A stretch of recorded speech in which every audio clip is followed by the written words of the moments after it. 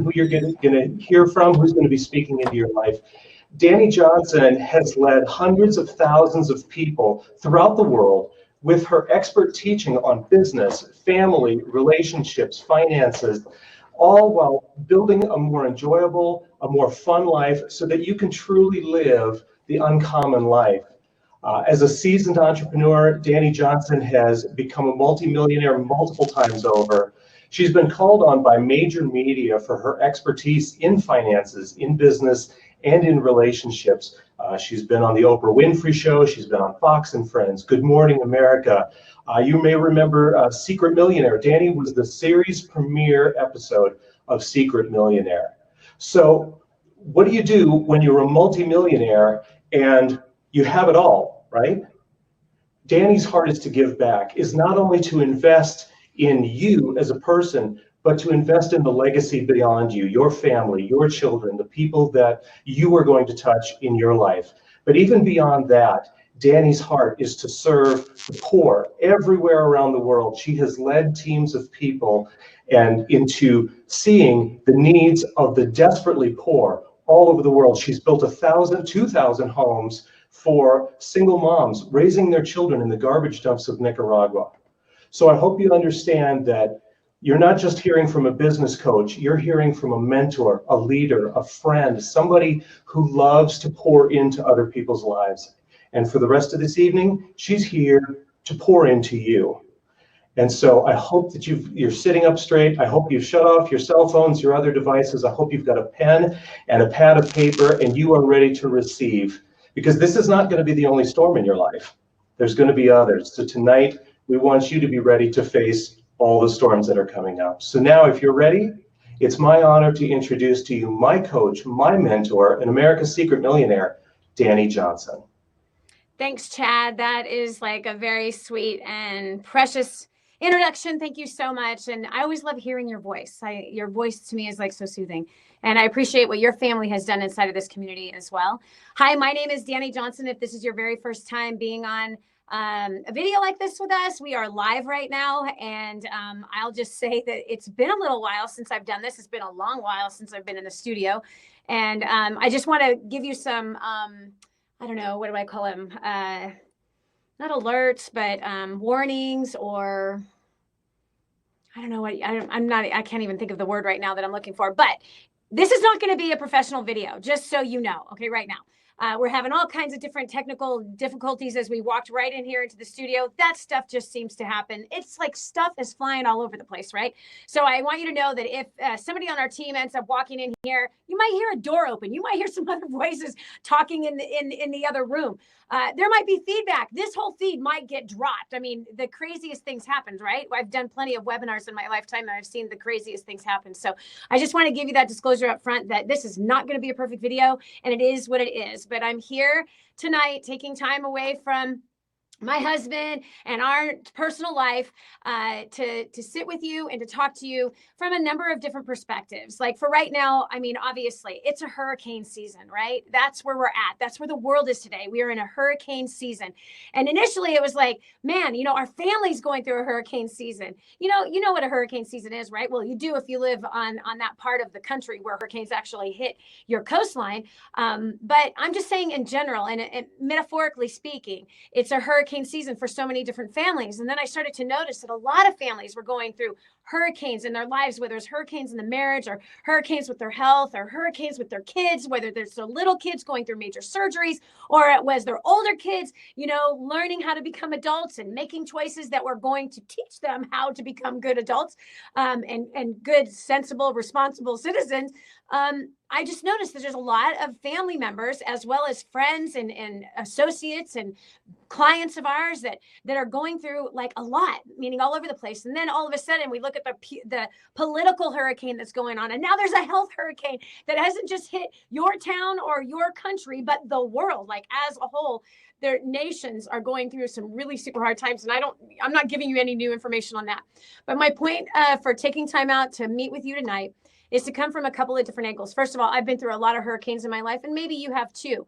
And sometimes when we go through the next one, we're just like, oh, it seems like so much bigger, so much worse. And maybe it is bigger and worse than the last one that you went through. But just to remind you of some things that that you're going to make it, and to give you a little bit of guidelines about what we've done as a family to make it through the hurricanes and the storms of life. And some of those storms last longer than others. And then how do we sustain ourselves and keep going? And so I'm going to give you some like practical, like real practical, all the way down to like washcloths information tonight, as well as some stuff for your mind, some things that maybe you might want to feed your mind with so that you're not going down into a rabbit hole that is just going to destroy you during this time, which I don't think that you're going to be destroyed, but you don't want to even get close to that particular place. I promise you that tonight is going to be practical. It's going to be helpful. I'm going to give it my best shot to kind of just have a heart-to-heart talk with you and talk with you as though I'm talking to my children and or friends or family members about some things that we're doing and to kind of get us through this current like crazy global hurricane storm that we are all going through. And so I promise you I'm going to make some mistakes tonight. I'm going to be talking fast when I get excited. I probably will shed a couple of tears. These are your warnings, okay, and your disclosures, if you will. And I do my best to get through the content that I have written out that I've been actually compiling for a couple weeks now because I've been wanting to chat with you about this current hurricane season. And this is before all of the virus stuff started, hitting the news and hitting Twitter and all the social media outlets the way that it was. And so I hope that you find this really helpful. If this is your very first time hearing my voice, seeing my face, hi, I'm Dani Johnson, and it's very nice to meet you. I'm a mom. I've got 5 children. I've got my 9th grandchild on the way, due in May. I've been sleeping with the same man for 28 years. Yep. Almost 29 years. And I have a heck of a past. I have a past that's filled with all kinds of crisis. I'm not going to get into a lot of that, but just kind of give you a little bit of a background so that you know kind of who you're having this conversation with. And by the way, we're not going to be paying any attention to comments while we're doing this video. We're just not. I want to go back to the old-fashioned way where it's a one-on-one conversation and you are not, on your phone checking social media and making comments and stuff like that. This is for right now, it's going to be a one-way conversation that I'm inviting you into this discussion with me. And that's for you to have in your own head and your own heart. Take some notes if you want to, if you're finding there's going to be some helpful information. Our website is DaniJohnson.com, and that's one N and an I. Dani, D-A-N-I, Johnson.com. It's a website. It's been a free website since the very beginning. It's 17 years that's strong we've been out there in the internet world, helping people to succeed on a daily basis. How did I get started? First of all, I grew up in a violently abusive, drug-infested home where I was, myself and my sisters and my mother, unfortunately, were terribly abused. I mean, violently abused, and way more often than any person should ever be abused. This was a common occurrence in the house that I grew up in. I was the oldest of 3 girls, so I thought. When I was 18 years old, when I was 17 and a half and pregnant with my first child, I found out about my biological father, which I was so very blessed to learn about. And learn about where I had come from and why my hair was dark and why my eyes were black and why my body was built completely different than the 2 girls that I grew up in. My mom felt it was important to keep that information from me, that I had a different dad. And same with the man that raised me. He felt like it was important for my sisters not to treat me any different. Well, that didn't necessarily help, but I was very, very blessed. When I was 18, I got to meet my dad, and it turned out that I was one of 7 on my father's side. But the house that I grew up in, being filled with so much trauma, my mom broke her neck when I was 11 years old, diving into a swimming pool, coming to play with me. And that was a horrible traumatic thing. Came up out of the water with her face down, and she was paralyzed from the neck down. And she was on life support, and she had horrible experiences in our medical system way back when. And we're talking a very, very, very long time ago, which I would hope that the medical system is better today. Who knows? Who really knows? But anyway, so being a kid that grew up around a lot of trauma, I mean, and drugs, like I never watched my dad get up and go to a job that I can remember. My mom obviously was home with the three girls. So there was a lot of abuse, verbal abuse, emotional abuse, watching my mother being beaten so very badly that her eyes would be bleeding and her teeth were punched out of her mouth. I mean, horrible things that no child should ever see, thinking that my mother was dead, not once, not twice, but many times. And so I suffered a lot. My sisters and I suffered a lot in our childhood. And in all reality is that somebody can look at that and just simply say, oh, well, too bad, get over it. And other people can choose to still live there. I chose to use my past as a platform to get up, to rise up, and to do something better with my life. I made a choice that I didn't want to go the drug path, even though I went and I experimented with it in my later teens. From the childhood that I had, moving out of the house when I was 16, the greatest year of my life, getting out of the house, got pregnant at 17. By the time I was 18, I had been on my own for a little while, and I'd already made a bunch of really hard decisions that resulted in terrible crises and horrible traumas. To then starting in business at the age of 19, not because I thought I could do it, but because I knew I could fail. I'd been told I was a failure my entire growing up life, and I was stupid, I was fat, I was ugly, and I was never going to be able to do anything right.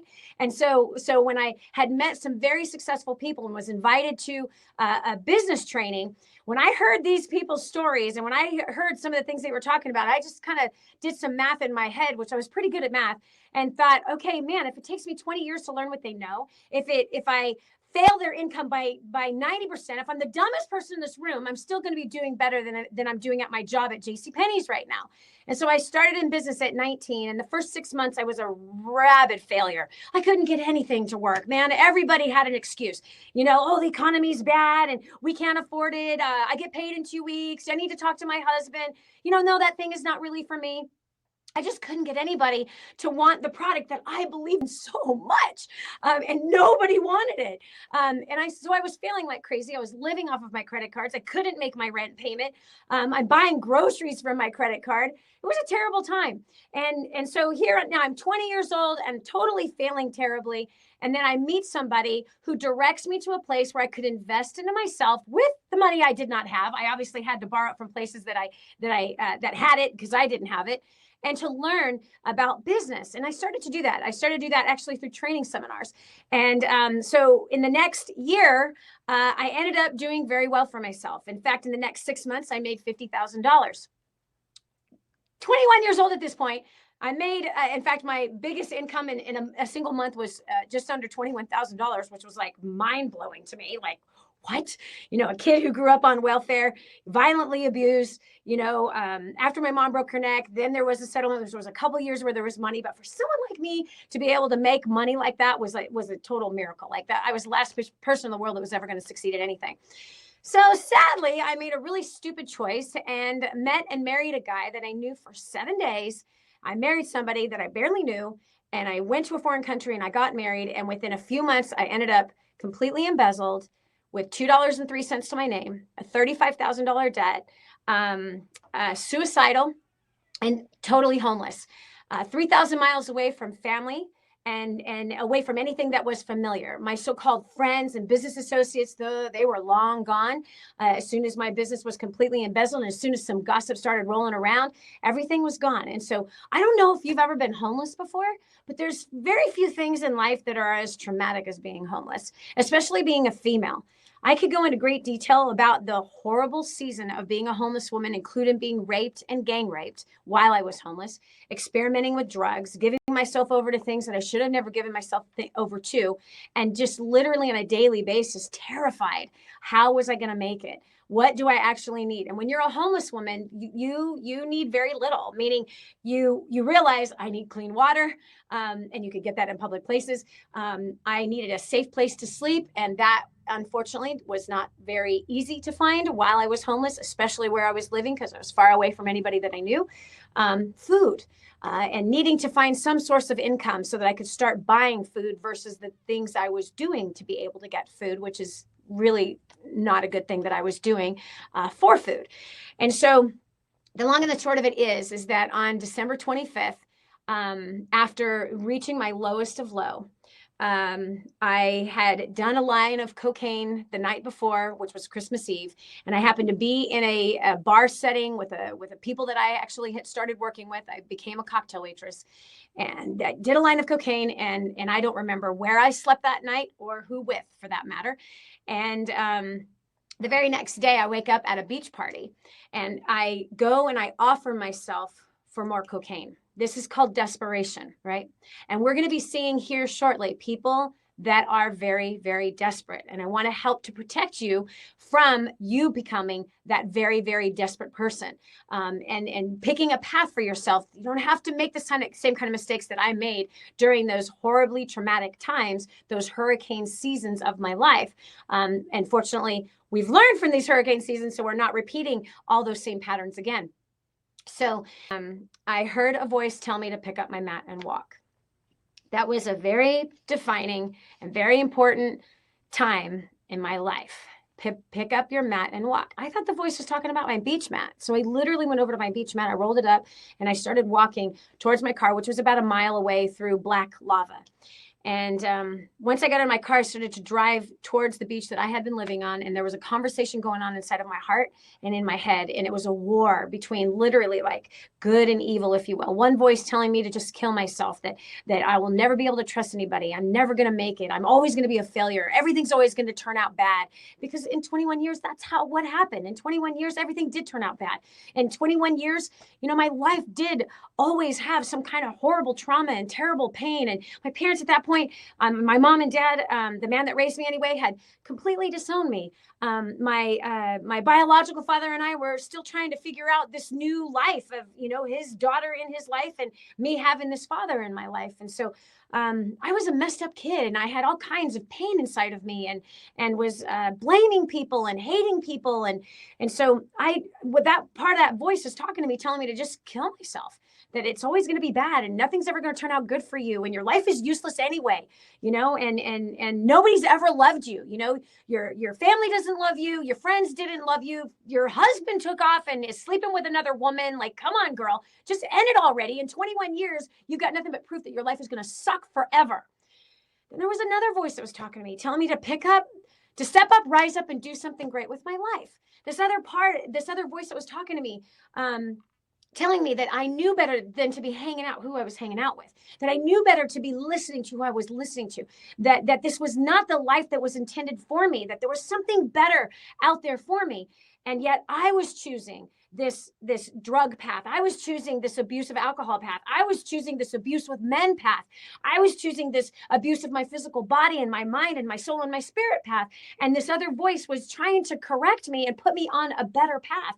And I'm so grateful that I listened to that voice all those years ago. I'm so grateful that I chose to focus on what can I do to change today? What can I do to change my finances today? What can I do to change my mind today? And literally on a daily basis, I began to focus on a couple of things that started to dig me out of being this homeless woman who was suicidal all day, every day, to nearly taking my own life, to starting a business the very next day from the trunk of my car in a payphone booth. Listen to me. With a bad reputation in a town of 5,000 people. I bounced checks all over that town. I owed people money all over that town. Okay, I was known as the newcomer who hurt people. And here I'm going to start a business from the trunk of my car in a payphone booth with what? All I had was the skill that I learned the year before. The skill that had made me $50,000 in 6 months.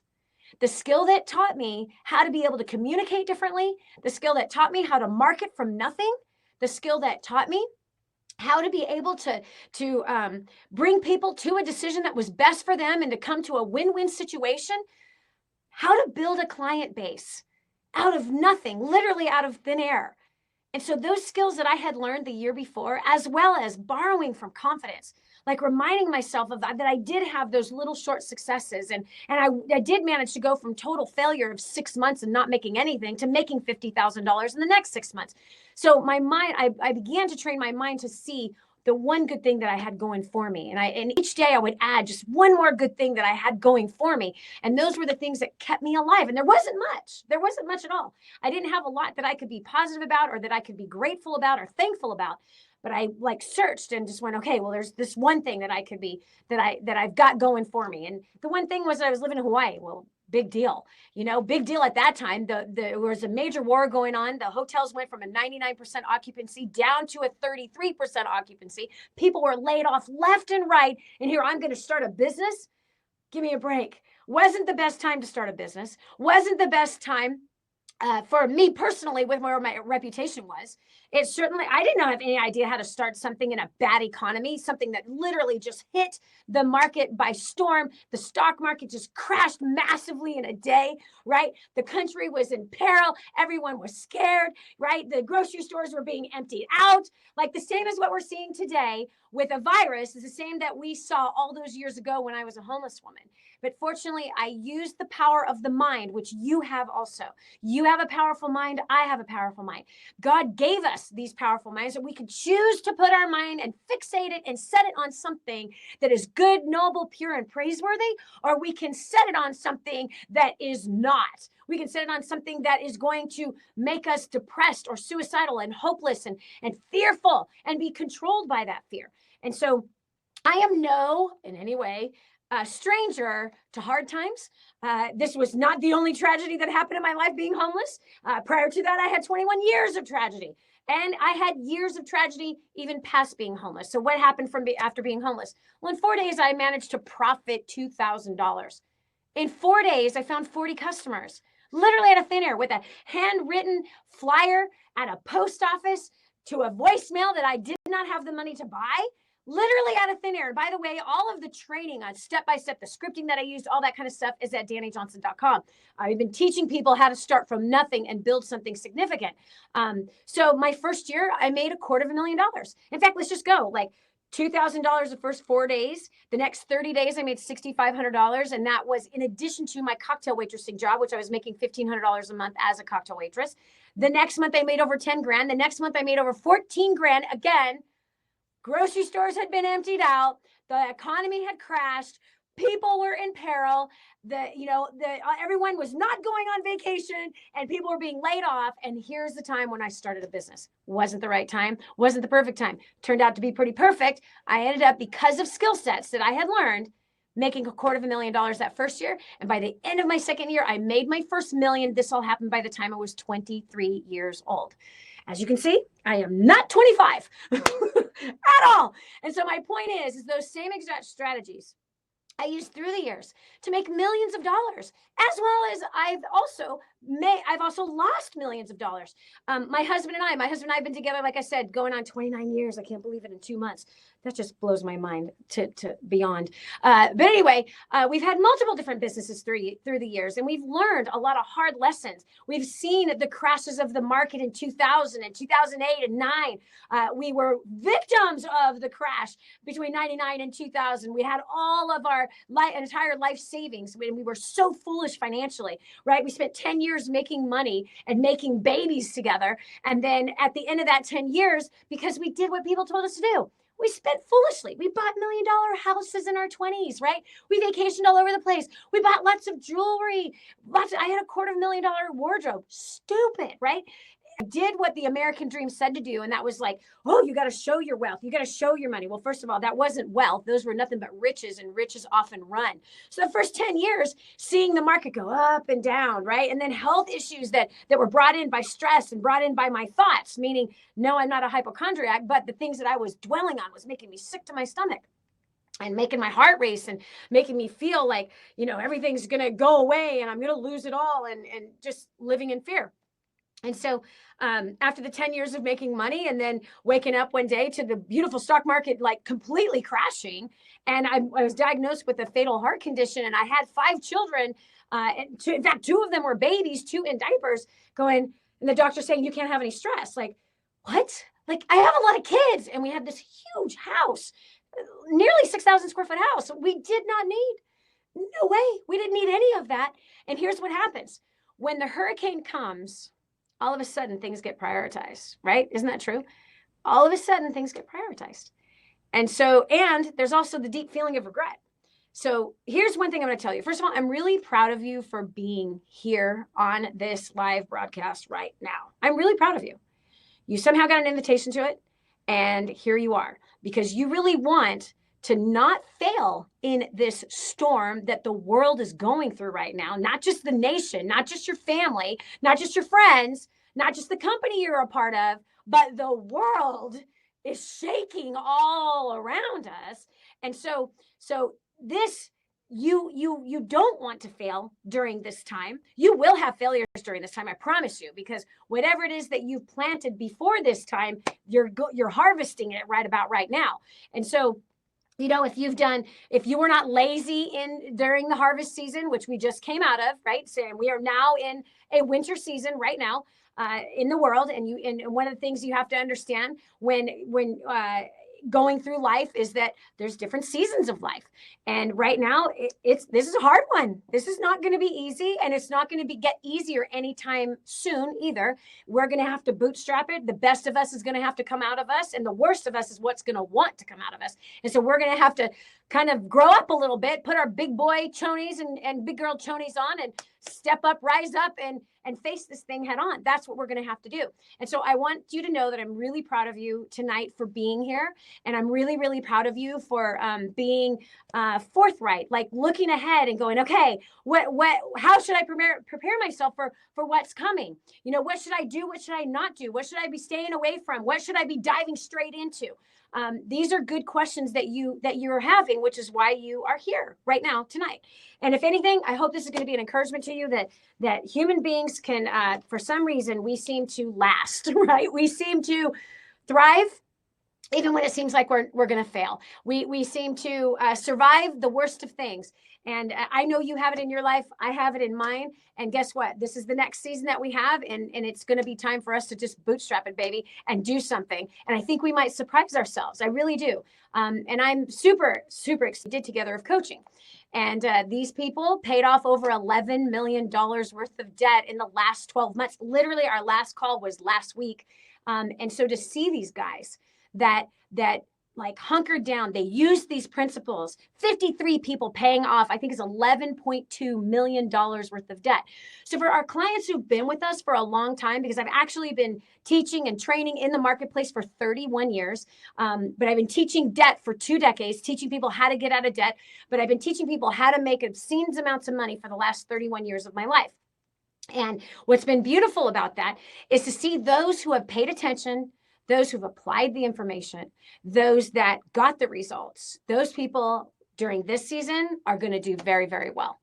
Those that decided to cherry pick the information, those that decided to not pay off their debt, those that decided to add more mortgages, those that decided to buy new cars and finance those new cars, those that decided to keep eating out all the time instead of budgeting their food and staying within it.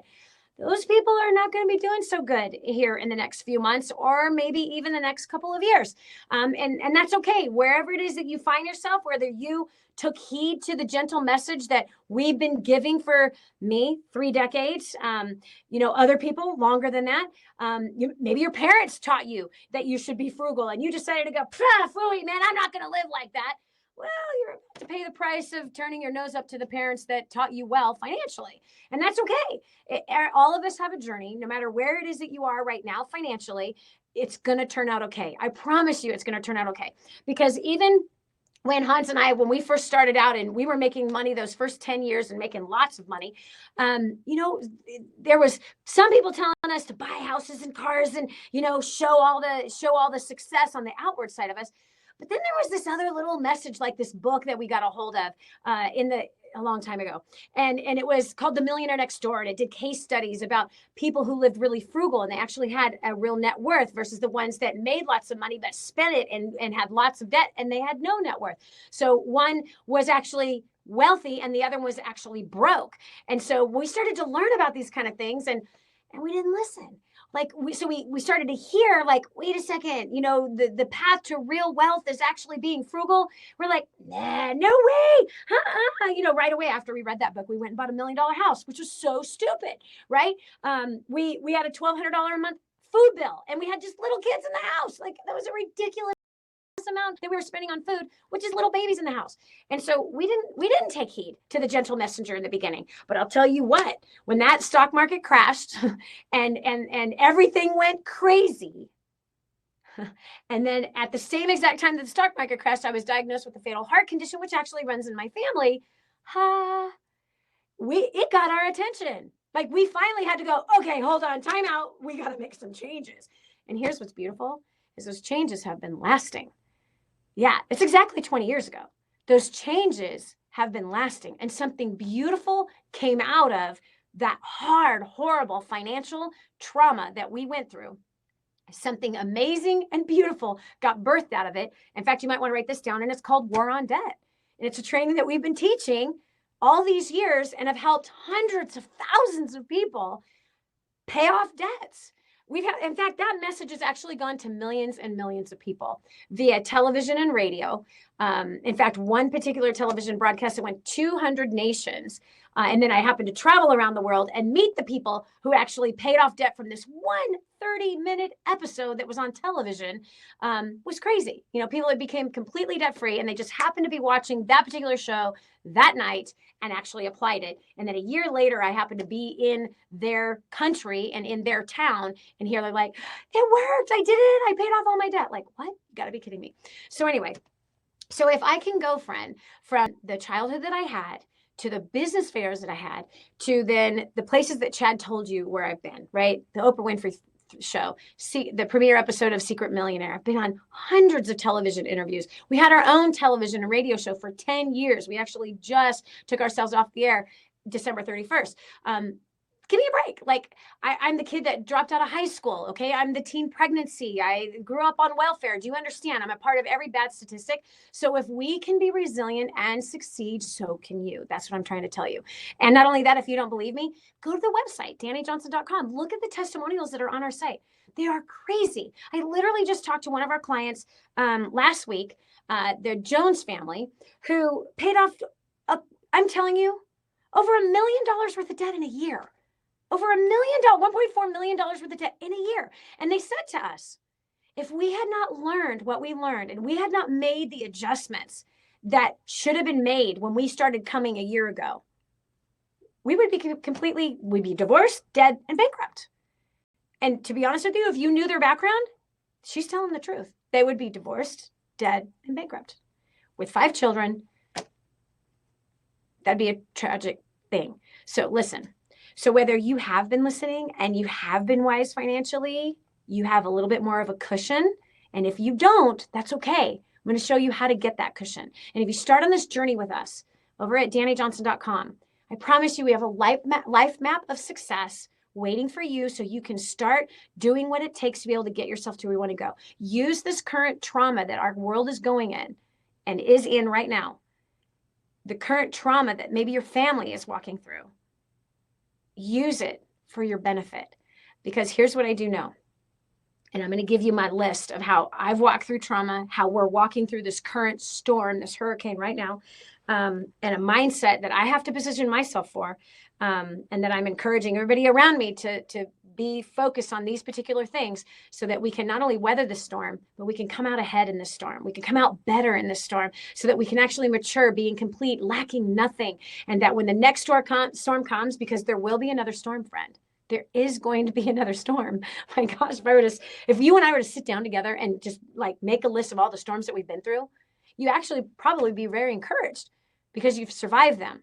If you were to write down, man, what did I learn out of each one of those storms? You know, it's something beautiful. In fact, I'm thinking of one right now, another horrible storm, right? I had been embezzled right after I had made my first million. And I tried to kill myself. My husband's a martial artist. He totally saved my life. I was 25 years old and I just saw no way of anything getting better. Everything was so bad. Had the U.S. Marshal coming in and collecting the cashier's checks for my customers, and me still having to give them their product from my warehouse, having not being able to meet payroll, $50,000 a month of an overhead, and I didn't have a way to be able to meet it. I mean, these were terrible. I'm young. I have 2 babies. Like, it was a terrible, terrible time. And the reality is that what came out of that was learning the secrets of time and learning how to prioritize my life and learning how to not let business rule my life and to not let money rule my life and to not make decisions out of fear, but to make them out of wisdom. And so each trauma in my life personally gave birth to a system that I use then to live my life in more peace and in more harmony, including the storms of marriage. Lord have mercy. The storms of marriage, which have probably been some of the biggest storms of my life, has been in the marriage department of my life, and how we've weathered those storms and how we push through those storms to get to the other side. So let me give you some things of how we have done that for all of these years. I've already been giving you a whole bunch in case you didn't realize, and I know that maybe you might have taken a few notes, but I'm proud of you for being here. All right, so first of all, whether you see this current, again, let's look at this. For those of you that live on the certain coastline where hurricanes do happen versus the other coast where it's like floods, right? Listen, when it's hurricane season, you're not putting some suntan lotion and you got your glasses on and you're just like soaking up the sun. That's not what you do during hurricane seasons. You have to understand that during a season like this, which would be a winter season, if there's 4 seasons, right? This is definitely a winter season. You got to learn how to recognize what those seasons are. Recognize it and be prepared for it. Because in a hurricane, you don't expect everyone to act right. You don't even expect yourself to act right. And if you don't position yourself with some really important, if you will, banners leading you into every single day, glasses that you're choosing to put on, the things that you're choosing to focus on, you're going to end up doing what the natural human thing is, and that is freaking out or checking out, right? And we're watching that right now. People are freaking out or they're checking out, right? So, and then here's the other part. Some people are and again, my mind's gone through the whole gamut of all the stuff, right? Okay, like when everything first started to happen, especially after the impeachment hearings, it's like, wow, okay, wow, this is quite a political war that's happening. And then comes all the virus stuff. It's like, there could not be a better chess game going on right now in politics. Politically, this is like greatest chess move after the next. It's almost like grab your popcorn. Let's go ahead and watch and see how this one turns out. Okay, now listen, don't hate me because I said that, but in all reality, you've been on the planet as long as I have. You've watched a lot of stupid stuff politically happen, and it just goes like this, right? So you might be of the opinion that, oh my gosh, this is like a political war, and it very well possibly could be. Like, what could be a better way to tank a president than to tank the economy when that's the strongest part of his campaign? And now it's like, bam, right? And then, of course, what could be better for the other side with health, right? Like, what could be better? It's literally like, it's almost like a movie that we're watching. Sadly, it's like a movie right in front of our eyes. It's almost like the Twilight Zone that's taking place. If you even know what that is, you probably have to be my age to even know what the Twilight Zone was. Forget I said that. But anyway, so whether you believe that's it's just political drama, and or you believe that this virus is a hoax, and or you are freaking the heck out and you have lost your mind and you have an entire warehouse filled of toilet paper right now, because there are people that's what they have done, and or like tons of canned foods, and you've got enough to live 50 more years based on how many times you've gone to the grocery store. Whatever part it is wherever it is that you're at, I just want to tell you that everything that we're talking about tonight still will apply to you. And to be honest with you, none of that stuff really, really matters. At the end of the day, whatever is going on, whether it is a hoax or not, whether it is a real thing or not, whether it's a political war or not, or it's biological warfare or not, all of that is important. However,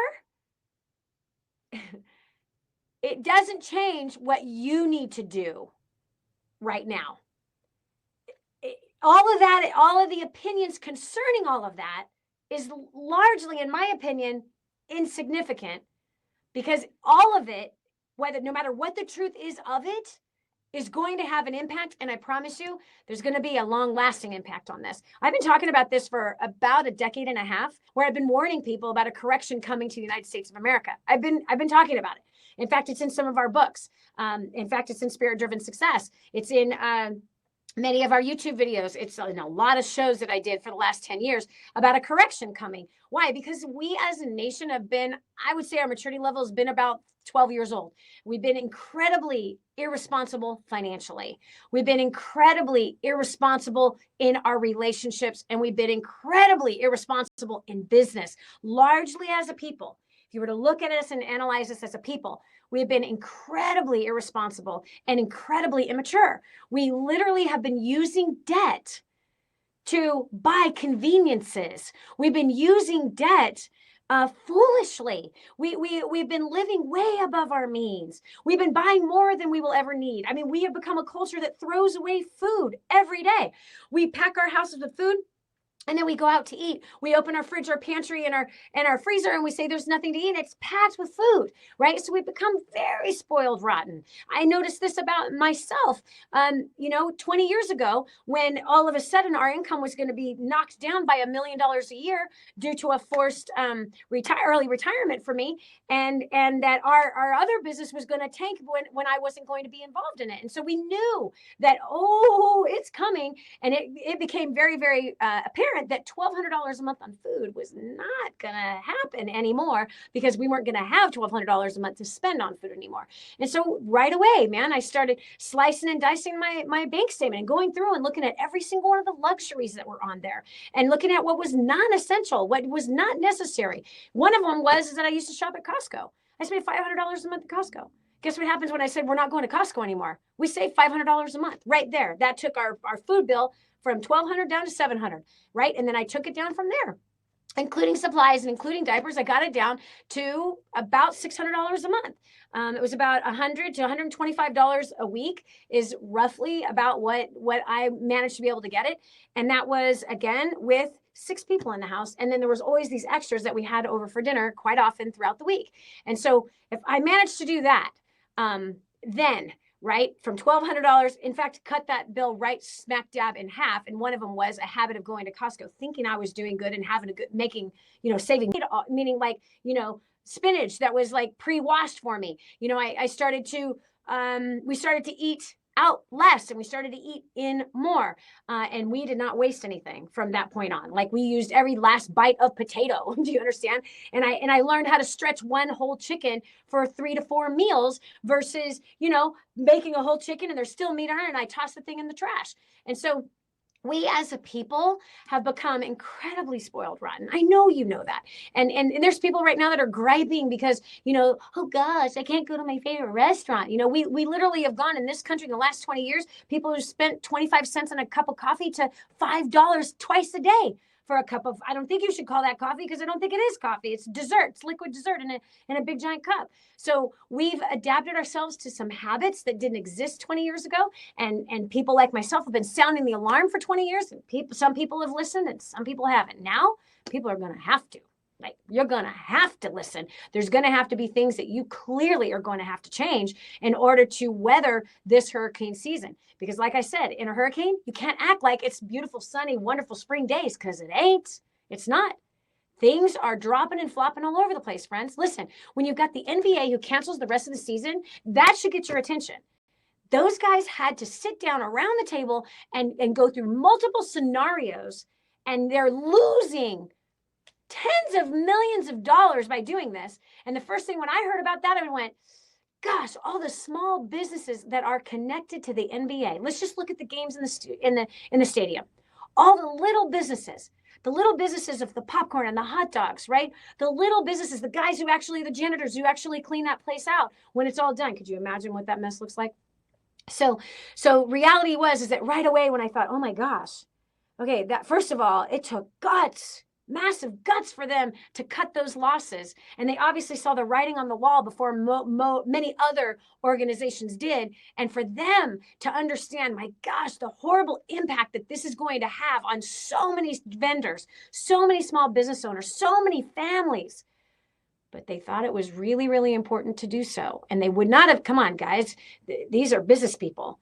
And these business people are not going to, they're going to do their very best to make the least amount of financial impact on themselves. And so when you see things like South by Southwest canceling, a big giant conference, huge conferences that are being shut down, and they're weighing the cost. This is a very serious issue. It's a very, very serious issue. And not only that, but I promise you, what I've been saying for the last decade and a half, 2 decades to my friends and my family members, but for the last 17 years, what I've been bringing out to the marketplace and messaging and trying to get people to get on the train towards financial sustainability versus being on the train with what I call 98% of the population who end up dead or dead broke at the age of 65, dependent on their family, friends, and federal income for their main source of income. Do not become a dependent on a government, because it doesn't end well. 2% of the population, those that rose from 98 to 2% in the last 2 decades, due to simple principles that this former broke homeless cocktail waitress had taught them, and that we, my husband and I, had both learned and both have lived and both trained our kids to live. And if they choose to continue on that path that they were trained to live, great. God bless them. If they don't, they get to learn on their own, the same exact lessons that we had to learn. And that's that's fortunately how we all get to learn. Either we learn by hearing the message, or we hear by being spanked by the message later. Okay, so first of all, when you go through trauma and tragedy, you have to wrap your head around the fact of what season are you actually in. Okay, you just got to go, okay, something just changed. The wind just changed. So you can't keep going in the same direction, the same exact way you were doing it. When it doesn't seem to be working. There's some small pivots or adjustments that have to be made. And there are sometimes big pills that need to be swallowed. The second thing is, and what that means is that you have to prioritize. You have to learn to prioritize what really is important. Well, so many people decided that toilet paper was really important. Some writer somewhere, decided to float the story that we get all our toilet paper from China, which is like, really? Not all of it, but too much of it, that we get it from China. So, this started this crazy pandemic of people, freaking out about toilet paper of all things. Can I give you a little tip on the toilet paper thing? First of all, I do know that people are emptying out the grocery stores, buying all the toilet paper, and then selling on the street for 10 times what they paid for it. They create a little business for themselves. It's called supply and demand, right? Okay, great. I don't necessarily agree with that, but hey, people do what they're going to do during a time of crisis. But there's a little sprayer you can get on Amazon.com, or go to Lowe's, or go to your local hardware store, and it's a little bidet sprayer. Yes. And it's like $15, and it taps in directly into your main pipeline at where your toilet is, right? So the main water line that comes in. I installed mine in my last house. Okay, so if I can install it, and I'm pretty good with Makita though, but you don't need a Makita for this. But I've done lots of repairs on a house before. But anyway, so I literally installed this thing myself. And so it taps right into the main water line, has a little hook that goes on the main, your toilet tank, and it sits right there. And so you don't need toilet paper if you're using a bidet. Okay. And so we're coming into warmer season, so the water's going to naturally be, the groundwater's naturally going to be warmer anyway, so you'll be okay. Can you deal with cold water? Yeah, you can. So versus dealing with like crazy high prices on toilet paper, right? And by the way, I've been talking about toilet paper for 2 decades also, and talking about the difference between 98% of the population and 2%. 2% are frugal, and this is why they have money, and this is why they're able to sustain themselves during hard seasons, and 98%ers refuse to get frugal. They want to buy that expensive Charmin puffy toilet paper. My answer is, how special is your butt? Like, really? And so people chose not to change the toilet paper they were buying all those years. But the millionaires bought the cheapest toilet paper, and now there's even cheaper toilet paper. But my point is that that's one little thing that you can fix. Have a towel by the toilet, use the water, have a little soap pump right there. You're golden. $15, not so bad. And I've even heard some family members saying, forget it, I'm just going to jump in the shower. Well, sometimes it's not convenient to jump in the shower, but a little bidet sprayer, can work in your home. I don't know that people would necessarily do that in the office, but it's something, $15, right? That's like, I don't know, 18 rolls of toilet paper, one little sprayer. So you could stop freaking out about the toilet paper problem. Anyway, so prioritizing, right? So is toilet paper a priority? It's not as much of a priority as your family is. Okay. And so it's really time to realize, like, hold on a second. I need to stop freaking out if you are freaking out. And if you are like, people are just freaking out, there ain't nothing going on, you might want to like start paying a little bit more attention. I'm talking about be somewhere in the middle of the road here. And you might want to think about if you're getting yourself kind of worked up about this, I would strongly recommend that you gain control of your thoughts, because your thoughts control your emotions. Your emotions control your stress. That's where stress comes from. It's from your feelings and your emotions. And so whatever it is you're thinking about, and this is what I love about the best success book ever written, whatever you're thinking about is producing these feelings and these emotions, and they can make you sick, literally. They can make you nauseous. They can make your chest seize up. It can make you feel like you're going to throw up. It could make you feel dizzy, literally. Just emotions alone can actually do all that. Do you know that emotions alone can give you a heart attack? This is the truth. Emotions alone, I'm going to take a drink of water. Emotions alone can give you a heart attack. Trust me, I know. I've had a heart attack. I had one when I was 24. And what was it? Man, I had been embezzled. I worked myself up so much. I had created so much anxiety, and I thought so much about my future, like the next week and the week after that. And oh my gosh, what if this happens? And what if like my bank accounts are totally, drained? And they were. And gosh, the IRS, how am I going to take care of them? And I couldn't. Do you understand? So I kept working myself up. And working yourself up is not going to help you in this situation, and it's not going to help your family in this situation. And so you got to take personal responsibility for where your thoughts are actually heading. And you have to think on the things that are going to help bring wisdom and help you to make wise choices versus freaking out. My daughter the other day, I happened to be on the phone with her. She was heading to Walmart, and all the meat was gone in Walmart. And, people were freaking out all over the store. It's like, so it's kind of important to, if you're on the side of like, this is just a bunch of BS, it's kind of important to kind of look at what people's reactions are, because their reactions are going to create other reactions, and you want to be wise. And I said this earlier, don't be led by fear. You have to be led by wisdom. So what would wisdom say in this situation with your finances? What would wisdom be saying concerning food or stockpiling or whatever? And what does fear say? Fear has a voice, and fear creates emotions. Fear is an emotion, and it will create havoc on your body. It will literally make you feel like you have the virus. It absolutely will make you feel like that. And the more that you dwell on it, and the more that you're focusing on, oh my gosh, what are the symptoms? The more you do that, the more you're going to create the symptoms. You're going to manifest those symptoms yourself. And you've heard this before. Whatever you fear most, you are going to encounter. You're going to manifest that over you.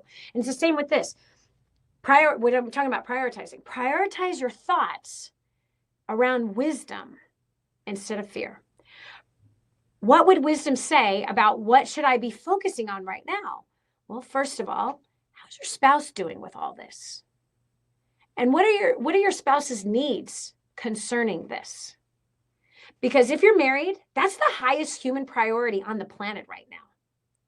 Next after that would be your children. Okay, so in our case, my husband, he's like, as I was leaving the house to come here to the office to talk to you, hey, make sure you wash your hands, make sure you don't touch anything. Okay, that's what he needs to be communicating. Do we have more Purell than we've ever had? Yeah, like a lot. Not a lot, but it's in different places around the house. My husband didn't realize that I already had antibacterial soap in our soap dispensers already anyway. But those things are important. And so whatever it is that you're hearing from different places of precautions to take and to take care of yourself, that is a priority, but it doesn't have to rule your life. And it doesn't have to be done out of fear. It should be done out of wisdom. You see, the best success book ever written says this. It says that a wise, prudent man sees trouble ahead and takes precautions for it. But the fool sees the same trouble ahead and does nothing and pays the price for it. You don't want to be a fool. And a fool can come in many different forms. And one is fearful fools. Because you can be the fool that says, hocus pocus, no big deal. Well, that's foolish because there's obviously something going on, Joe. However, completely freaking out and your life being ruled by it, and you trying to control those that are around you versus giving wise nudges here and there. There is a big difference. And I want you to learn how to see and discern the difference between fear versus wisdom. Because right now, I would say a huge amount of people around the globe, out of fear, are making financial decisions. Out of fear, they're going to work every day worried about losing their job. And because they're afraid of losing their job, they're making more mistakes than normal. Because they're afraid of losing their job, they're not walking in confidence, which the job needs confidence right now. It doesn't need everyone's fear. It needs confidence. It needs faith, and it needs excellence, and it needs diligence.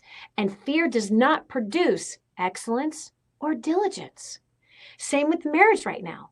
Because again, the number one priority, the number one human priority that you have, according to the best success book ever written, is your spouse. So are you and your spouse sitting down to talk about how you're feeling about all of this craziness that is going on? Or are you fighting with each other? Are you choosing to make things worse, or are you choosing to make things better? And here's the expectation. During a hurricane season, nobody acts right. Do you hear me? And things are not going to be perfect. Your spouse is not going to be perfect right now. You're not going to be perfect right now. Your kids are not going to be perfect right now. Your coworkers are not going to be perfect right now. Our president is not going to be perfect right now. Our Congress is not going to be perfect. The world is not going to be perfect right now. People are going to be making a lot of mistakes. And if you can be aware of that fact, then you can position yourself from an offensive mindset, something that my husband teaches at our advanced conference. You can have the offensive mindset of going, okay, I'm going to walk into this situation fully aware, and here is my plan of action. Here is my plan to win. And I want you to play to win during this hurricane season, because you can play to win, even though it seems like it's war out there. Come on, look at our Navy SEALs. Look at our military. They don't walk into battle expecting not to get hurt. They know that it's a crisis. They know that it's trauma. They know that people are going to die, and they know they have the opportunity to die. And yet they play to win. They fight to win in that setting. And we can learn from that kind of strategy in this current season right now. So what strategy do you have for your marriage to be sustained, to be closer together than maybe you have been in the past? In fact, here's something I want you to write down and to think about. And these are things that Hans and I have done. What is your knee-jerk reaction in trauma or transition? Because the world just transitioned. So just like when 9/11 happened 19 years ago, our world changed from 9/11. This global biological crisis is going to change our world. What our world was in 2019 and 2018 and 16 and 17, guess what? We will never see it the same way again. It is a completely different world. We've just come into a new era, and the rules have changed. Things are changing right now. And there are things that many of us have been talking about for a really long time and trying to prepare people for that change. Now, guess what? We all have to make the change if we're going to make it through this. And what does making it look like? That's different for everybody. Some people are going to choose to retire right now. Why? It's a good time to do that. Other people are going to put their head down and keep forging ahead. Other people are going to check the heck out. And some are actually going to have their head up in the clouds thinking that everything's going to return right back to normal. And they're going to find very quickly that it's never going to return back to whatever the normal is, just like it's not been normal since 2001. So prioritize. So one of the conversations that we had was, okay, what is my natural knee-jerk reaction? Rather than saying, hey, I noticed that you do this during traumatic or crisis times. No. Come into the conversation with, wait a second, what is mine? And maybe you don't have to have this conversation with your spouse. You need to have this conversation with yourself of how do you respond in a time of crisis? What is your natural reaction? And how can instead you reacting, you can choose to respond. First of all, when you become aware of how you react, and then I want you to think about what's the impact of my reactions. Does it make it better or does it make it worse? I'm happy to say that I used to be the overreactor about everything. Oh my gosh. Like I was a level 100x overreactor to everything. even little things, just, you know what I mean? I had just a super short fuse.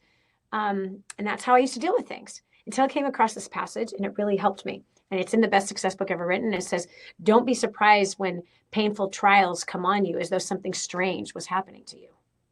I was like, oh my gosh. I began to chuckle because every single time I would go through a painful thing, I would literally react like something strange was happening versus that, oh, wait, this is normal. We go through seasons. There's always a hurricane season, meaning it's not every year, but there's a season of these crises, right? So look back. Our last crisis was 7 years ago. And then the one before that was about 7 years before that. I actually started to track these going, oh, these seem to happen kind of every 7 years. This is interesting how these happen kind of every 7 years. So when it does happen, I can start to recognize and go, okay, don't freak out because this is normal. This is called life. And we're going to get through this and we're going to make it. And there's going to be a great lesson that's going to come out of it. And what's going to come out of it, as long as I don't freak out and bury myself in depression, I'm going to have the opportunity to what? Step up, rise up, and do something great with this set of circumstances. And you're going to have the opportunity to do the same thing with yours. So prioritize. Your spouse comes first. Realize what is your natural reaction to high stress situations and crisis. How do you tend to respond? Is it a healthy response? When you become aware of what that response is, it helps you to make new decisions moving forward and to kind of stay out of what your weakness is. So, for example, mine is that I tend to want to find the structure. I want to find like, okay, hold on a second. This thing's got to be put back together, right? Like I need some kind of structure. I need some solid footing. I personally don't like flying blind. I think most humans don't like flying blind. They like to kind of know what to expect. They want a guarantee. And so since I know that about myself, and that's a weakness, it's not a strength, I can go, okay, well, right now, guess what? We're just going to have to go with the flow. We're going to have to be more flexible than I normally like to be. The normal routine isn't going to be normal right now. Just need to be a little bit more flexible, a little bit more gracious. And that's what I'm telling myself. Because again, I want things to be done a certain way and I like things to be solid and immovable. But the reality is everything is moving everywhere. Okay. Here's another thing. Humans tend to want to control other humans' responses. We tend to want other people to act right in a bad situation, even though we're not acting right. Okay, hold on a second. If you can be aware about how you're acting, then you can extend a little bit of grace about everybody else and how they are reacting. So it helps to be aware. Okay, so prioritize your spouse being first and making sure that you do whatever you can to help protect that relationship. I want to give you 4 pillars that Hans and I are using as we're walking through this global crisis that is happening right now. And as we're making decisions moving forward. Okay. And this is really something important. It's actually something that I learned from my girlfriend, who her family went through a severe trauma where their young daughter contracted a cancer, a very rare one that they had no cure for. And thankfully, these 4 pillars, her 4 pillars that they had for their family that they needed at that time, helped them to walk through a traumatic, horrible crisis. And I believe that you should come up with 4 pillars. We started with our family values, which is love, honor, and resilience. And so, but we gave, I'm going to read you definitions. We gave current definitions to walk us through this current season that we're walking through. And then we also kind of just had a conversation to say, we've kind of not been doing very good with our family values lately.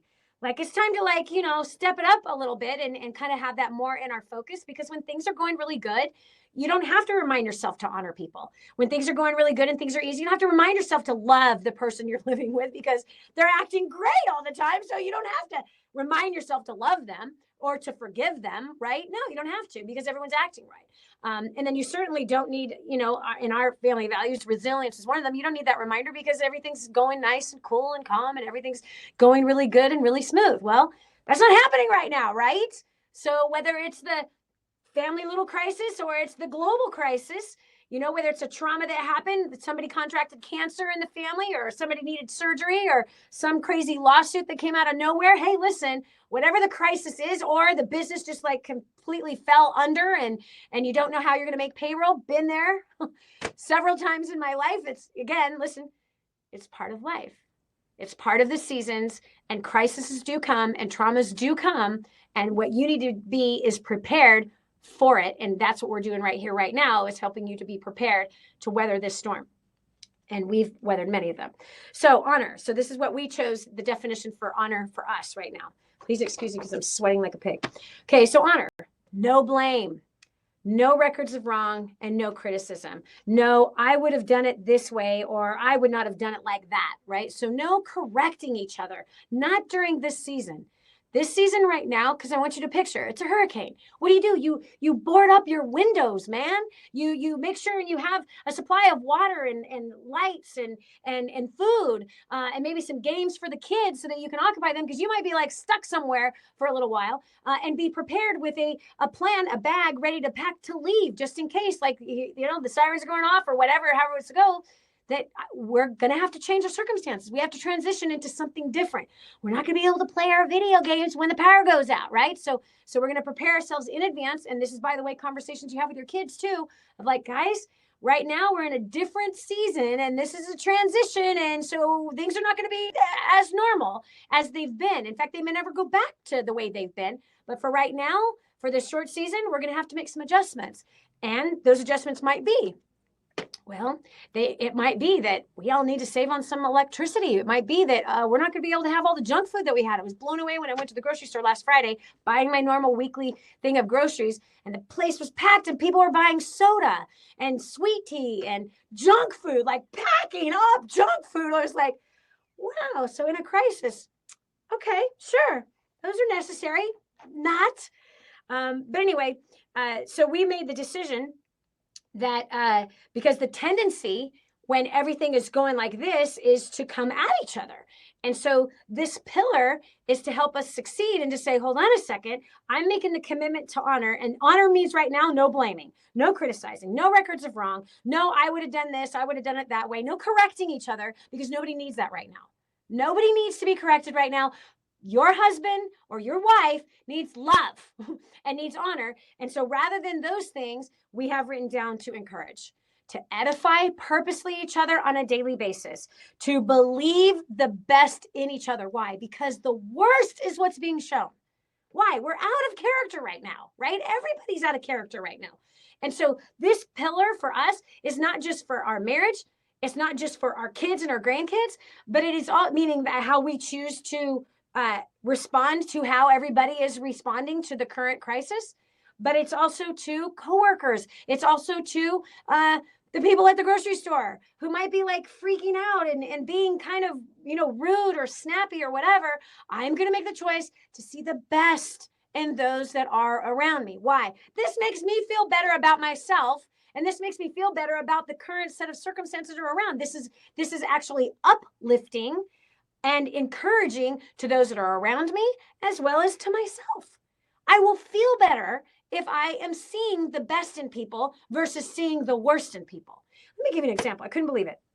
I was watching one of the broadcasts from the White House, and one of the reporters, I was blown away. One of the reporters was trying to drill the president about, and please don't hear this as a political message. I'm talking about the priorities of our media. What time exactly on Friday did you take your virus test? Because we got an email from, you know, the medical staff saying it was this time, but you're saying it was this time, like trying to trap him. People are dying and you freaking care about what time a test was taken? So I had to like collect myself and just go, okay, I have to choose to see the best in people. Otherwise I get myself all worked up and I want to just go, I want to slaughter that guy. Just want to go, you idiot. Like, how in the world can you be asking a question like that? People are dying all over the world, and you care about what time to try to trap to see who knew exactly what time a test was taken to see if somebody's lying? Let's go ahead and look at you, Mr. Reporter, about what you're lying about, and if you actually are going to write stories about that. So again, if I let my mind and I choose not to honor, and I choose to blame, and I choose to find records of wrong, and I choose to instead I choose to find the worst in people. Do you see how worked up you and I can get? I mean, maybe you don't get worked up. I do. I'm a passionate Latina. I'm a passionate female. And if I let my mind go to finding the worst in people and trying to correct everybody that is around me, I'm sorry, I'm just going to work myself up. And so if you want to use that pillar, you can. This is a pillar we're using, and I believe in it. And I've used it before, and it works well. So choose to encourage your kids, choose to encourage your spouse, choose to encourage your coworkers, choose to see the best in each other, choose to not be keeping records of wrong, choose not to blame, because that is what the immature parts of us wants to do. And that's not going to help anybody. Pillar number 2 is to choose love. To choose love, right? Come on. The best success book ever written says to love your enemies. And right now, there are probably a whole lot of them all over the place, right? In fact, listen, politically, they have to find someone to blame for this historic event that's taken place. Someone is going to be to blame. Don't jump on that bandwagon. Don't even. That is not your fight, and it's going to stir you up. This is what you have to choose. Choose to love your spouse. Choose to love your kids when everybody's acting like fools. Okay? Choose to love the grocery clerk who has had a bunch of crazy people around them, and they're probably afraid of getting sick themselves, and they're not giving you the best customer service. You're going to choose love. You have to choose love. You have to choose to give what it is that you're going to want to receive. And right now, you and I both need more mercy. Right now, we need more grace handed out to us. Right now, we need people that are slow to anger around us. And the only way we can get that from anybody is if we're willing to give that. So in all reality, we got to choose kindness. Choose kindness, which to me is a complete reset. I'm going to choose and practice right now in this season to choose to forgive quickly, choosing love, which is choosing forgiveness, which is choosing a reset. That if one of you that you work with, that you live with, or that you're doing business with has a little 2-year-old temper tantrum in a moment, you can choose a reset right in that moment. You can choose to reset with forgiveness and giving kindness, the very thing that you would want to receive. That's what you got to choose. So that'll be your word leading you into each day. Each day, I'm going to choose honor, which means I'm not going to blame. I'm not keeping records of wrong. I'm going to choose to encourage and edify and see the best in those that are around me. And when people screw up, I'm going to choose love.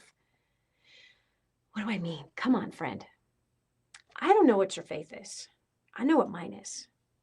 But I know I don't deserve unconditional love, the unconditional love that the Father, the Creator, gave me 2,000 years ago by sending his Son to die on a cross for my filth, for my shame, for my guilt, for my wicked mouth, my foul mouth.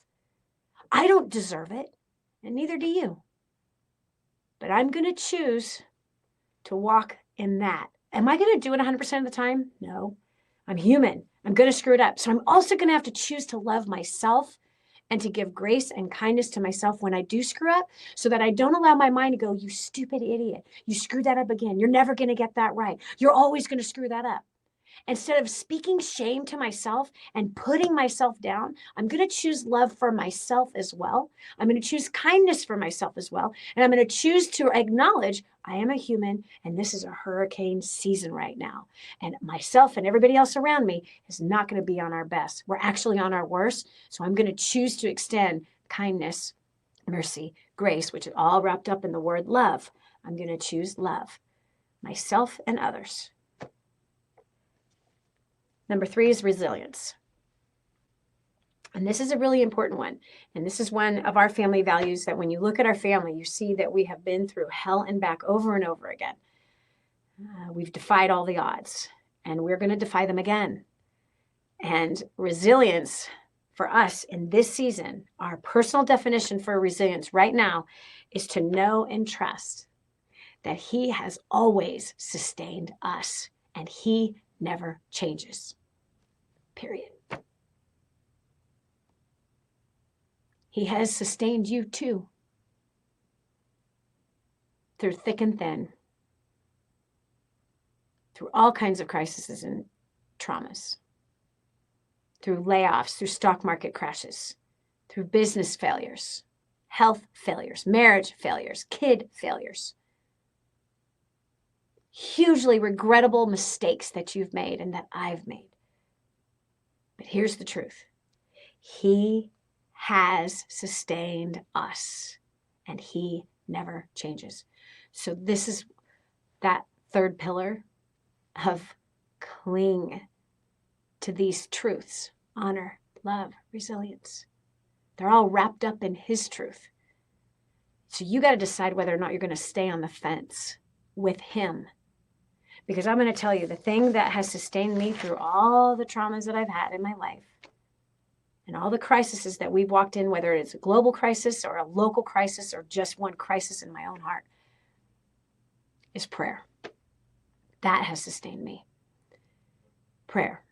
It's been the place where I release my stress, the place where I take these thoughts that I have and I begin to journal them on paper and write them out as a prayer to my Creator and crying out saying, I'm your kid, I'm your daughter, I need help. And you say that you'll give help. You say that if we cry out to you and if we diligently seek you, that you will grant us the desires of our heart. God, give us wisdom. We need wisdom right now. We need direction, help to protect us. And whatever, however which way that you choose to do that, I'm with you. I'm going to trust you. And so even just reciting this truth, because friends, also in his truth, it says this. It says that we are to hold every thought captive and make it obedient to the truth. So make it obedient to the way, the truth, and the light. And so if there are thoughts that are going through your head are contrary to love and honor and contrary to edification and encouragement, if they're contrary to what's pure and noble and praiseworthy and good, if it's contrary to the resilient truth of being sustained by a sustaining God, one that loves and adores you, then what's going through your head can no longer go through your head. And that's when you hold that thought captive and then you recite the truth and you remind yourself the truth that he has always sustained you, always has sustained you. In lean times and in good times, you have been sustained. You've been well taken care of. Always have been well taken care of. You're like, Dani, how can you say that? Man, you were molested as a kid. You were abused as a kid. You were a homeless woman. I was taken care of. Because all of those situations, hello, I'm still alive and I'm doing far better than I did then. And I use those situations as opportunities to grow and become better and to mature and to learn and to develop myself into being something that is very different than what I could have done with that situation. And that is only by his grace. That's only by his truth of choosing to think on things that were better than those things that hurt me. So we can use every bad circumstance to make us better, or we can use every circumstance to make us a bitter, resentful, hateful, terrible person who has to numb out and drug themselves out every single day because they can't handle the pain. So here's the facts. These three pillars, this is what we're going to use. And this is the pillars or the banner, if you will, of truth that will lead us into each and every day. We're going to fall off on it many times. We're going to get back up and say, hold on a second. How did I do on my family values today? How did I do with my commitment of honor, love, and resilience? So the resilience is believing and trusting that we are going to get through this. Believing and trusting something great's going to come out of this. Believing and trusting there's going to be tons of opportunity that's going to come out of this and that we're going to grow as a family, as a people. As a global family, we're going to grow out of this, meaning and be better. So here's the next thing I want to talk about. So I hope that gives you something about priority. You got to prioritize your mind. You got to prioritize your family. You got to prioritize what really is important right now. You got to prioritize your finances right now. Things like junk food, I'm sorry, are not a priority. Things like, numbing out with alcohol is not a priority. In fact, this is the next thing I want to talk to you about, is I want to talk to you about what are your tendencies, your habits during stressful times. If you can be aware of that, then you'll be better off by just simply being aware of it. And what does that mean? I read a book last year that was like super helpful. I went through 3 deaths last year and it was called the Grief Recovery Handbook. Cannot remember the names of the guys that wrote it. It's pretty popular out there, but it's called Grief Recovery Handbook. In that book, they talked about stress relieving activities that people do. And so they listed a few. And then I went through and I kind of thought through and looked at my own life and found some other ones that weren't necessarily listed here. But I want to talk about some of these. If food is your stress reliever, I have a question for you. Okay, so if when you're going, are you an emotional eater? Okay, I was for a lot of years, and every once in a while I will tend to go back in that direction, and then I'll catch myself going, oh, I'm stressed, and I'm using food as my escape, right? That's my stress reliever is food. Well, let me ask you a question.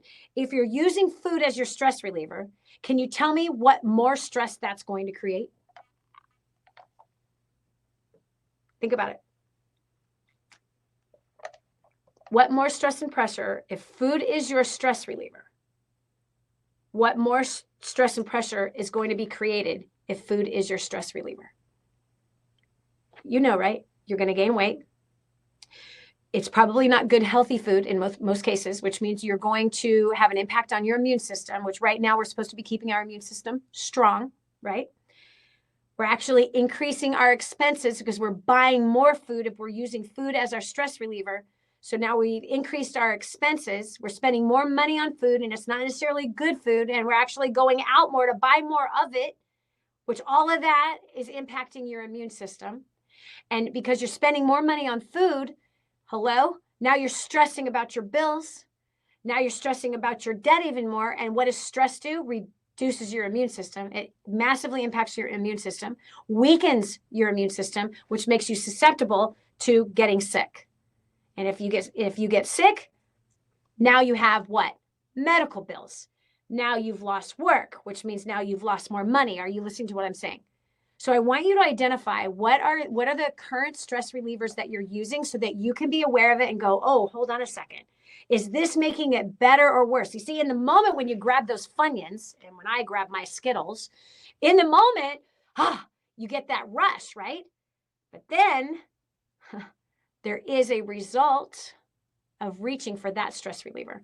So I want to challenge you to identify what your stress relievers are that are positive and working for you, and the ones that are actually hurting you and taking you to a worse place. So for example, alcohol and drugs.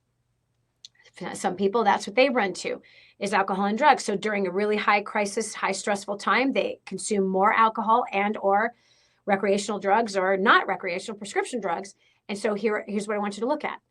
What is that doing? Is it really relieving your stress, or is this a temporary fix that's creating a bigger problem? What happens if you start increasing your alcohol intake? The same exact thing when you increase your food intake. Same thing, but even worse. Weakens your immune system. It's much more expensive than some foods. Okay? It actually will make you start sweating at night, which means you're not going to get good sleep. And by the way, eating a bunch of junk food before you go to bed, you're not going to get good sleep, which also has an impact on your immune system. You're like, now my mother's talking to me. You're right. You're right. I'm being your mother right now. Why? Because you need one. Because if you're not making wise choices right now, you need a spanking right now. And if you're not going to take it from my mouth, I promise you, you're going to take it from the marketplace. And I don't want to see that happen to you. I want to see you sustain during this season, not get worse. Don't make things worse in a crisis. Make it better. Try to keep it the same even. Try to just have it be sustained as it is right now, because the crap is flying all around you. You're not in control of the weather, friend. You're not in control of this crisis, and you cannot control this crisis, but you can control you. You can be fully responsible and own you and own your own decisions. So if you're reaching for drugs and alcohol during a stressful time, I just want you to look at what the impact of the alcohol and the drugs is going to make on you. It makes it worse, not better. And you're the only one that can analyze that for yourself. Exercise. Is exercise your stress reliever? Well, I think 3 hours in the gym was stupid right now, or ever, in my personal opinion. I'm sorry if I offended you. This won't be the first or the last time that I offend you. But exercise can be a good, positive stress reliever in moderation. We are all under more stress than normal. Maybe it's a good time to think about going for a walk, getting out of bed, doing some push-ups. If you have some kind of a bar, in your house, climb on it, start doing some pull-ups. It'd be great if I could do one. Whatever. You could do some sit-ups. You could just do some squats. You don't need weights. You don't need to go buy an exercise program. Now is not the time to go buy an exercise program. Now is the time to cancel your fitness regimens, not increasing it, not buying more of them. Okay. But now is the time to go, oh, okay, I could do some push-ups. I could do some sit-ups. I could do some squats, You know, you don't need equipment to do any of these things. You have your body as the gym, but you could literally like do this for 15 minutes and it's going to release some stress from you. Sex is another form of a stress reliever. Now, sex addicts is a different story. But just, you know, married people having sex, that's a good stress reliever. And make note of that, like that's a good thing. It releases endorphins, and exercising apparently does too. Releasing endorphins helps you feel better, helps you have a different outlook on life. Do the things that are helping you feel better and have a better outlook in life.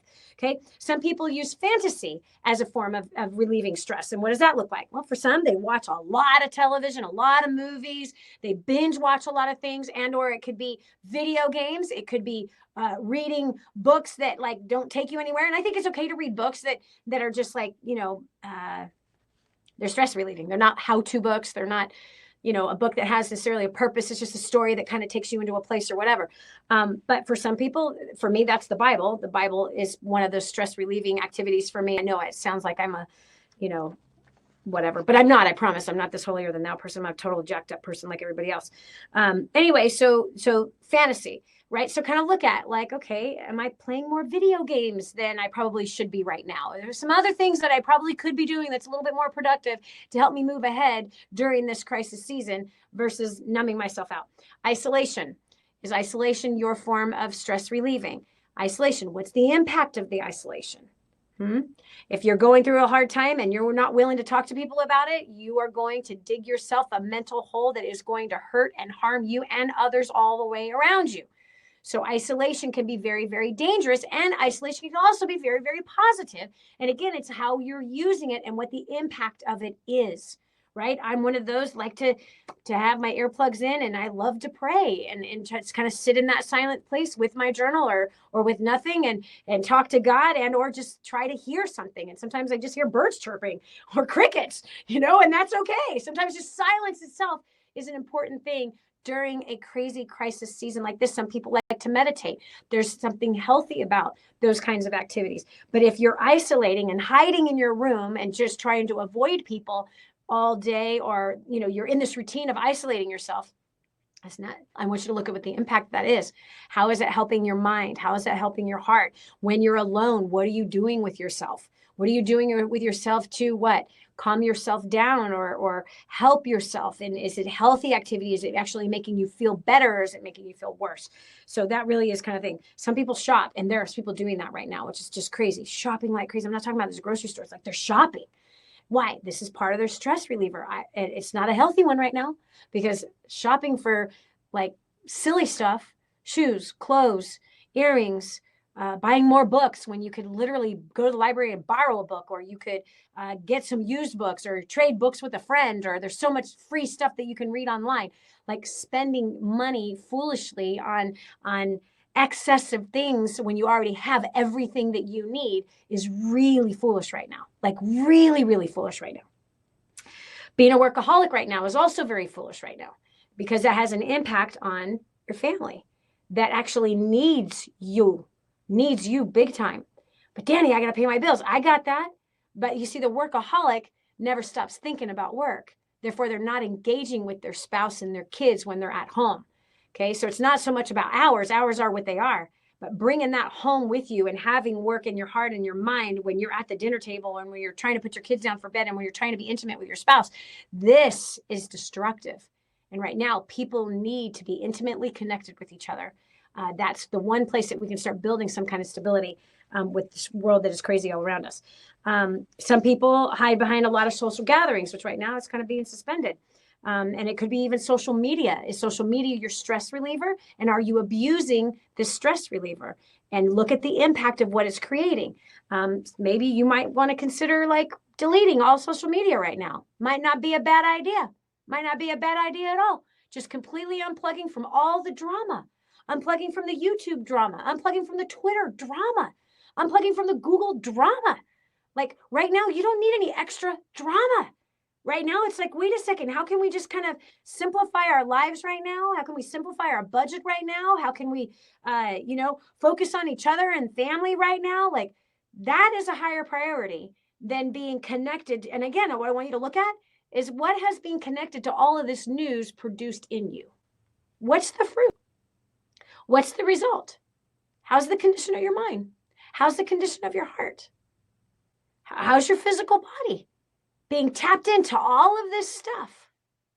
What's it doing to you?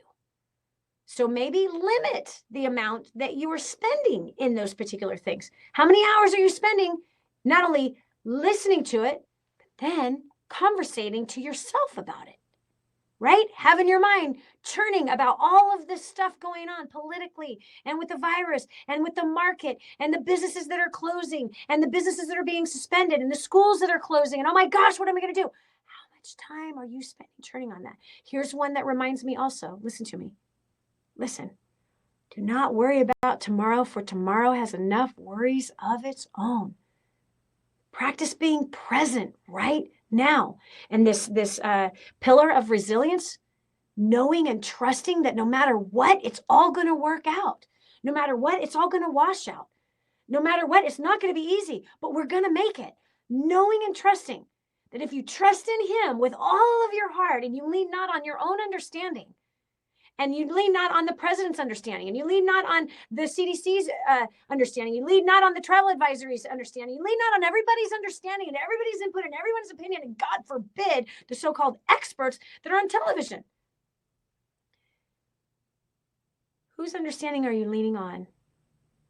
Because if you're leaning on man's understanding, I promise you, you're going to drive yourself and everyone else around you crazy. Now you're going to reach for those stress relievers that all cost money. Now you're reaching for those stress relievers that actually take you into isolation and away from the people that need you and the people that love you and that need to know that you love them. Do you understand? So it creates this cycle of crisis that it's actually making the crisis 100 times worse than it needs to be. So, where is your trust? Who are you listening to? Who is directing you and who is in your head? Because remember, your thoughts create your emotions and your emotions create your behaviors. You behave out of your emotions. You do not behave out of your mind. You behave out of your emotions. So if your emotions are creating fear and anxiety and worry and stress, you're making the crisis worse. But if instead you're tapping into wisdom, infinite wisdom, then wisdom is going to have a very different voice and wisdom is going to bring peace. You see, it says that the wise and prudent sees trouble ahead and takes precautions for it. It doesn't say the wise and prudent sees the trouble ahead and gets fearful and afraid and freaks out. It's not what it says. The fool freaks out. But the wise, the prudent is able to look at the full picture and go, okay, I think this is the wise thing to do. No matter what, we have the chance to make a lot of mistakes, but this is what I think is the right thing to do right now. For some of us, some of our stress relievers are hobbies, and I'm going to encourage you to have hobbies, but don't spend money on hobbies. If your hobbies cost you money, you've got the wrong hobby for now. Remember, be aware of the season, a hurricane season. You're not doing things, you're not surfing during a hurricane season. Do you understand that this is not the time for that hobby? So just like right now, there are some hobbies that you might want to take up. Maybe it's gardening. Maybe you want to plant some seeds. You maybe want to start growing some food, not out of fear, but hey, this is actually connecting with the earth. It's actually getting me outside. It's actually, do you understand? So maybe explore some other things that are, and by the way, you don't need to now go buy some equipment to learn how to build a garden. No, dude, come on. We've been growing gardens for thousands of years. Come on, we're humans. We know how to grow food. And you got a spoon in your kitchen, don't you? Like you don't go all weird. And come on, the market has sold us so many tools that are completely unnecessary. Listen, you've bought them, I've bought them. Now's the time not to be buying them. Now's the time to be using what we have, being sensible with what we have, and being wise. Being wise. Okay, let me make sure I've covered everything I want to cover with you. Prayer, I already told you, is a good stress reliever. I'm going to leave it at that. We'll be done on those. Okay. I told you I was going to give you some practical things. I gave you the pillars. We talked about stress-free leaders. By the way, peace is a choice. Peace is a choice. And I will even just speak it out. Literally, I will literally just speak it out, where I will just say, peace, be still. And I'll even just speak that to my own soul, that when you can start to feel, right, that pit in your stomach, you can start to feel that your heart is starting to race. You can start to feel that you're taking short breaths because you're like, oh no, wait, no. Okay, listen, bringing that to work is only going to get you on the first layoff list. Are you hearing me? It's going to get you on the first layoff list. And here's another thing. You need to realize that people are going to be laid off, and the economy is not going to be very strong, especially in the next few months. And it's going to take a long time for it to correct. And people have been asking my husband and I, like, hey, we see that right now, the market's correcting, what should we be investing in? And our answer is nothing right now. Nothing. Chill out. You shouldn't be buying houses right now because the market hasn't even begun to crash. Okay. And it depends on different parts of the world. There is going, again, Hans and I have been talking about this. There's a financial correction coming. Here's another great passage in this book, my favorite book in the whole wide world. He who loves correction is wise, but he who hates correction is stupid. It literally says that in the Bible. He who loves correction is wise. He who hates correction is stupid. Do you want to be stupid right now? This is a correction time. Okay. It might be a year from now, might be a really good time to buy some things because the market is being corrected. Right now it's doing this, but it is going to be corrected. So don't worry about trying to make purchases on things right now. That's what we're personally doing.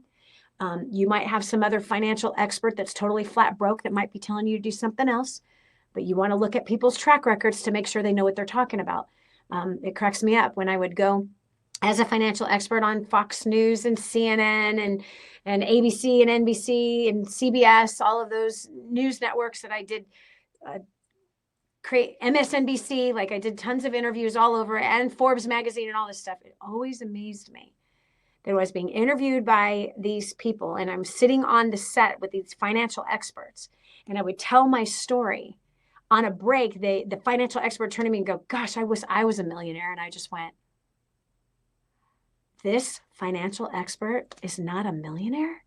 And this financial expert is a trusted advisor on Fox News, on CNN, on all the news networks, MSNBC.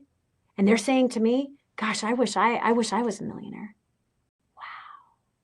Wow. And they're maybe writing books and they're writing columns and they're directing the people financially. Be careful who you're listening to, because not everybody with expert at the end of their name is actually have a track record of anything that you want right now. Not at all. So right now it's like, just chill out. Just chill out. Now's not the time also for big giant decisions. And maybe you are forced to have to make one. All the more. Why these things that I'm talking about, because maybe you are looking at closing the doors of your business right now. And maybe, come on, restaurants are being suspended all over the world right now. All kinds of public businesses are being suspended right now. And they cannot afford to keep the doors open or pay their leases. And then whoever has the lease, they've got bills to pay too. It's a domino effect of what's taking place, right? So here's what I'm telling you is all the more why you need wisdom and not fear. Do you understand? And you're going to have to weigh your ego with your bank account during this season over and over and over again. You got to weigh your ego with your bank account over and over again. So you might be forced to have to make a big decision. But if you're not forced to make a big decision, don't. Pause. Just pause. The dust will settle many months from now. The dust will begin to settle. And when it does, we're going to find what the new norm is, because there's a new economy that is rising. It is. There's a new economy that is rising. It's not the same economy that we've had. It's going to be a new economy, and we're going to have to adjust, and we will adjust. We're humans. We will adjust. We will adapt. So all the more why you need to make decisions in wisdom, especially if you're facing a big one right now and you're looking at having to close your doors. So hear me. You see, fear would say, what will people think about me? Fear will say, you're going to be hated. You're going to lose it all. You're not going to make it. Don't listen to that voice, friend. Don't listen to that voice. I've been there. That voice is nothing but a liar. But the voice of wisdom will say, trust in him. He will sustain you. Trust in him. He will sustain you. He's got your back. It's all going to work out. Wisdom will say, what will you learn from this? What maybe might you have done in preparation for this? You see, when Hans and I were told by the doctor that I couldn't work and that the side effect of my heart condition was sudden death, that I could drop dead in a moment and no one would be able to save me, I remember the regret of looking back. Gosh, in 10 years, we didn't save $1 million. In 10 years of making all this money, we didn't save $1 million. All we had saved was $100,000, and we put all of it in the stock market, and we lost it the same day I got diagnosed with that fatal heart condition. So I remember just being riddled with like, gosh, like in 10 years, and I sat there and went, in 10 years, we could have saved enough money for all 5 kids to go to college. In 10 years, we could have saved enough money to pay for the 2 weddings that we would have to pay for $2. In 10 years, we could have had money set aside for health issues. In 10 years, like, how could we have put money away for these things? But instead, we accumulated almost $1 million worth of debt instead. A $700,000 mortgage, $100,000 in car and credit card debt, and other outstanding things. So, look. So rather than being in that fearful place, I came to the place of realizing, like, wow, what could have I done better that would have prepared me better for this current crisis that I have no control over? What could I have done different? And that's a question I want you to ask yourself. What are you going to learn from this? Because if you don't learn something from this current global crisis and how it is affecting you and how it will affect you in the days to come, friend, guess what? You get to learn this one all over again. You get to learn this one all over again. That sucks. You don't want to relearn the same mistakes again. You don't want to revisit the same patterns again. You want to grow up in this crisis. You don't want to go backwards. I've often said that when you've had a setback, don't take an additional step back. If you've had a setback, don't take another step back. But it's time to sit there and go, okay, how could I have prepared better for this? What changes will I make in this crisis that will sustain me and prepare me for the next one? Because there will be a next one. There will be a next one. That is not to be negative. That is to say, it's time to strengthen yourself mentally, emotionally, spiritually, emotionally, physically, financially. It's time to do that and to get the habits that this crisis is designed to correct us, to cause us to be mature and lacking nothing. So I'm just going through my list. I said I would give you, okay, so I said choose peace and choose wisdom, right? So you have to choose peace right now. That is a choice. Joy is a choice. Peace is a choice. So if you got to remind yourself of that over and over again throughout the day, of peace be still. You can say peace be still to your finances. You can say peace be still to your soul. Peace be still even to your eyes. And look at the things that are robbing you of peace. And I want you to look for things that can make deposits of peace inside of you. I already gave you the idea about wisdom versus fear. I already gave you that. Here's one good thing that I think is coming out of this. Yeah, this is one good thing that I can see clearly, and that is cleanliness. I don't know if you realize, but as a people, we've gotten worse in the form of cleanliness. Have you noticed that? Let me show you. You see, it is believed by many today that whether or not I'm a clean person or I keep things clean or organized has everything to do with my personality. But I'm going to shoot holes in that right now. You see, my mom we teach a personality training and communications training, so it helps you to understand who you're living with so that you can reduce the stress of those that you are living with and working with. And it like massively reduces your stress. It's called GEMS is what it is. And it's an entire beautiful training program that I've been teaching for almost 30 years. And so anyway, so my mom is a personality where it's like she's fun-loving, joker, kind of person. But even my mom, who normally, like in today's world, the people that have that super fun personality, that, loves to get distracted, loves to do spontaneous things. In today's world, it's been accepted that person can be like sloppy everywhere. Like their desk can be sloppy, their house can be sloppy. And it's just like, hey, that's just who I am. And that's the way it is. But you see, the generation above me, my uncles who were single, who were construction workers, had clean houses. They were bachelors and they kept a clean house, clean kitchen, clean bathroom. Okay. My aunts that were single mothers who had every excuse in the book, they worked full time. Sometimes some of them 2 jobs they worked, and they took care of 3 sons. Their house was spotless. They didn't have a housekeeper. But so even the ones that didn't have the time, they kept their house clean. There was a general sense of cleanliness. There was a general sense of dignity in keeping our personal space clean and organized. It had nothing to do with what one's personality was. It had nothing to do with what one's age was or what gender was. Because even my cousins, who I largely had male cousins, me and my sisters were the only girls in the family. So meaning of the cousins that I grew up with. So even my male cousins who were my age and up to 5 years older that I grew up with, their rooms were clean. These were teenage boys and their rooms were clean. Their rooms were spotless. And they were raised by a single mother who worked 2 jobs and she had the house clean. So do you understand what I'm saying? So there's one thing that I can see out of this is like, oh, people are concerned about washing their hands. Yeah, this could be a good thing because as a society, we have not gotten cleaner or more dignity. We haven't become more responsible. We've actually become more irresponsible. We actually have more stuff than we can actually put, that we have places to keep it.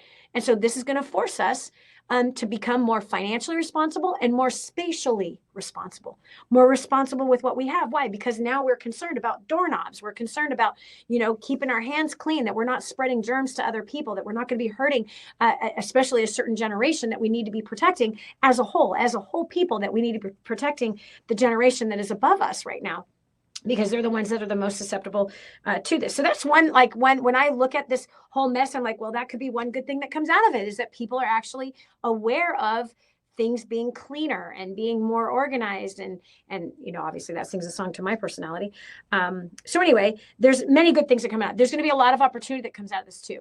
I believe there's going to be several industries, obviously the health industry. Anyone that's selling vitamins, they've got a great opportunity right now to just be clean in house. And anyone that is selling natural products of cleanliness, those industries are going to boom like crazy right now. And I've watched that happen over the last 20 years, over and over again.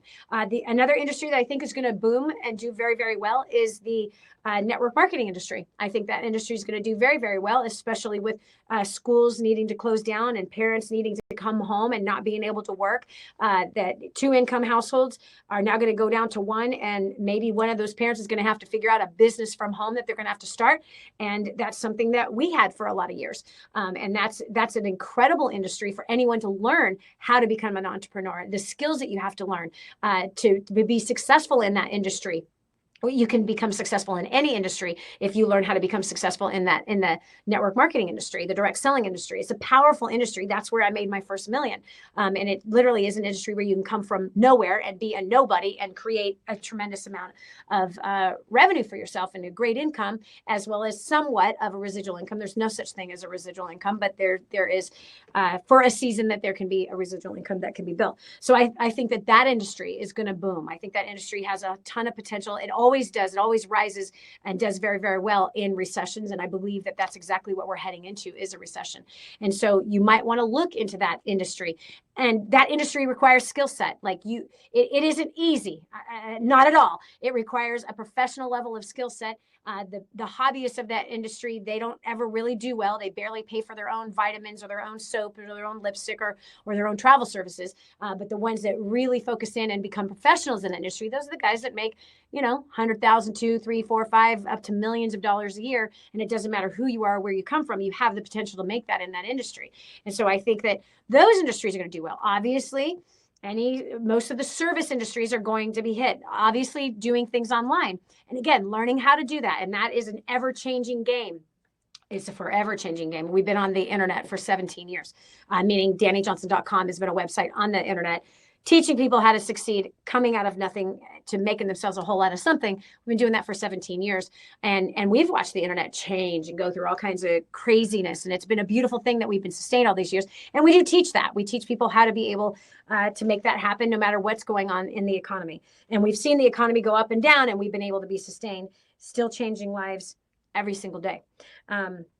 So anyway, those are a couple of places that I see. I think that manufacturing is going to come back to our country, which I think is going to be awesome. I think that is brilliant and beautiful. I think that many of us are getting the understanding that we've been dependent on international other countries, and it's kind of stupid to be dependent on a country for toilet paper. Like, that is just like complete foolishness. I can't even believe that we ever even got there. And then, of course, most of our medications coming out of another country. And so us seeing our instability and our dependency on another nation is crazy, absolutely crazy. And so I think that there's going to be a lot of manufacturing that's going to be coming back to our country. And I think it's going to be amazing. I think we're going to see another wave of made in America, and it's actually going to be good this time. So there was a time when I was growing up, for example, when I first started in business, that made in America really meant something. Like, it was the best came out of our country, and we were proud to purchase our own in our country.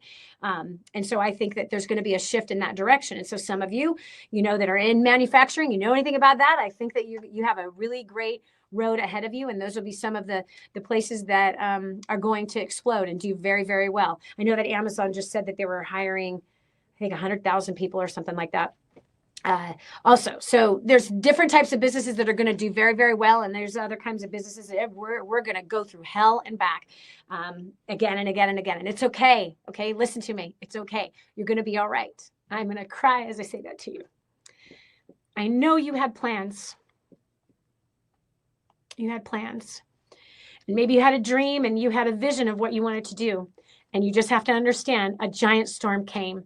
And it doesn't mean that it's never going to happen. It just means that it might take a little longer. It might mean that the timeline needs to adjust. It might mean that the model might have to adjust. It might mean that there's a better way to do it than what you thought. And that's what's going to come out of this. Because when something like this happens, everything gets prioritized exactly where it needs to be. And all the bloated stuff has to go away. All the, what we call in our War on Debt training, all the fat in the budget has to go away. And now we got to get down to the baseline. Bare minimums need to survive. And when you can build a business on that, now you can build it on anything. Doesn't matter what happens in the economy. If you've got your bare minimum need to survive, you've got that, and you've got that down even like to a science, then you just, that's what helps to sustain you moving forward. So I know that so many of you have different types of businesses. We've got restaurant owners that are clients of ours. People in sales. Oh gosh, there's just so many different industries. The appliance industry, the construction industry, all of that stuff is going to be changing, right? And if you did not make the best choices in this last decade, that's okay. Write down the lessons that you've learned, pick yourself up, and just know, all right, it's all right. The timeline's just going to be adjusted a little bit. We're going to weather this. We're going to be sustained. We are resilient. We're going to make it. We're going to choose love. We're going to choose honor. That's what we're going to choose. In fact, I remember a few years ago, because in fact, starting 4 years ago, how the economy had these, or 3 years ago, the uptick in the economy, the job market got so tight and people were job hopping, salary jumping all over the place. And I said it right on my show, and I said it from the stage at First Step Success, which is our 3-day training seminar. You're not, if you're not loyal, you're like, if you're sowing bad seed in your current place of employment, it's not going to work out well for you when the correction comes. And people made some really bad choices starting 3 years ago. And by the way, and if you're in that place where, you haven't been doing, bringing the excellence and the diligence in the marketplace, and that you have kind of screwed up with not being teachable, when your manager or your boss needed you to be, when you heard messaging on the things that you needed to focus on and you chose not to focus on, and you've been headstrong and you decided to do other things instead of what was asked of you, or you decided to do far more than what needed to be asked, that what needed to be done.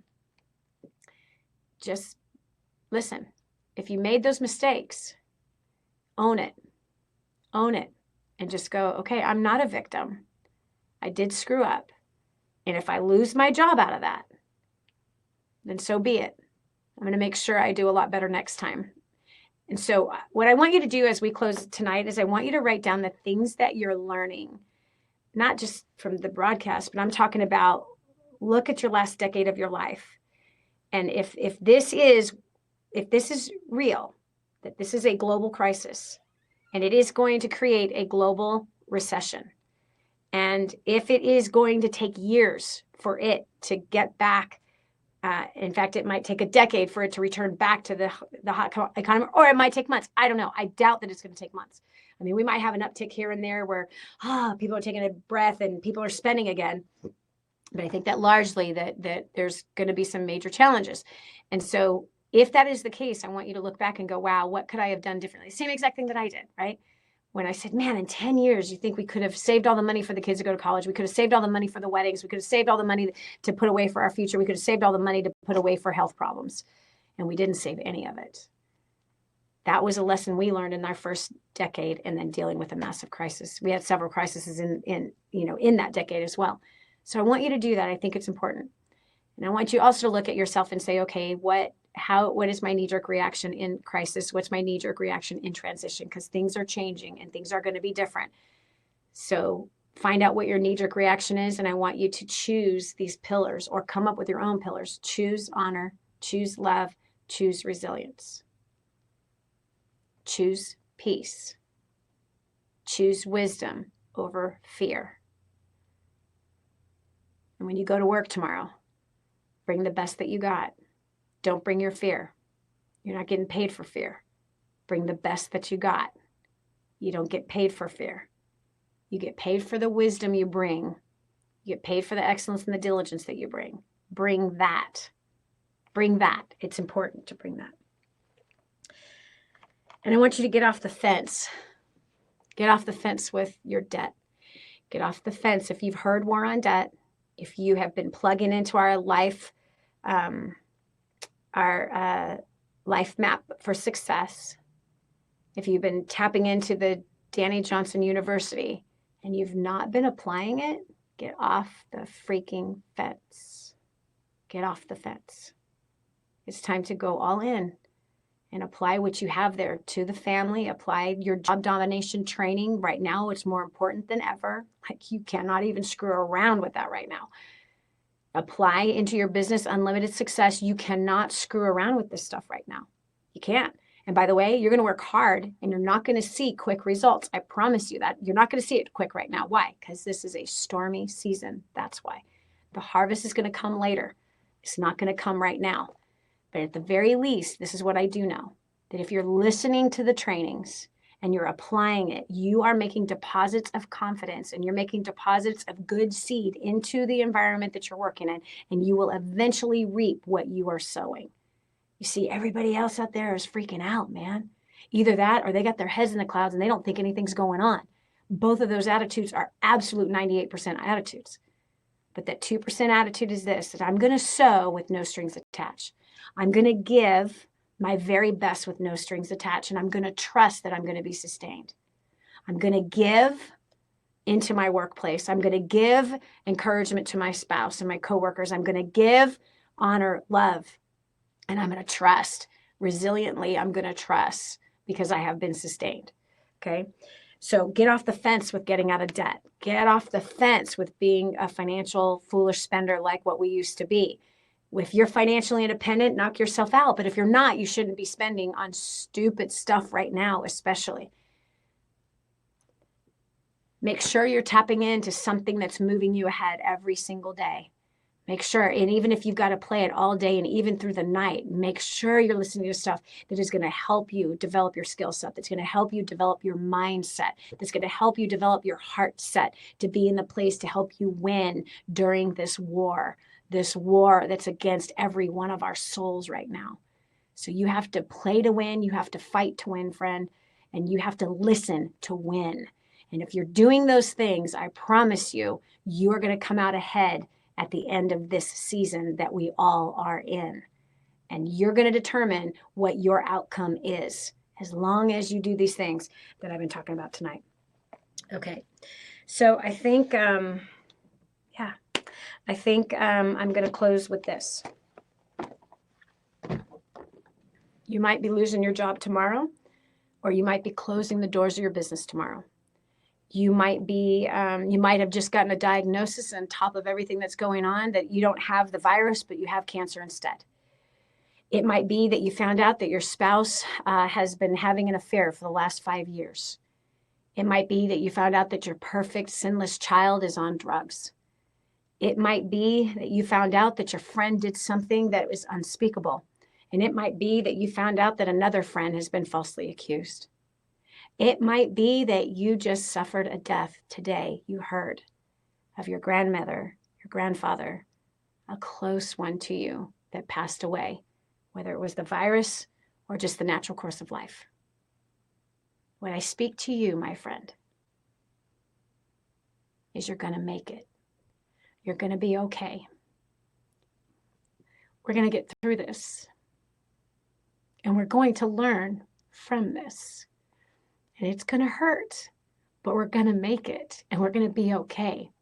And if we as a community rally together to do these pillars that I talked about and to make the choices that we're making, we are going to be the people that set the example on planet Earth and in the places in which we live, in the places that we socialize, the places that we work, and that you will be the example that others are looking to.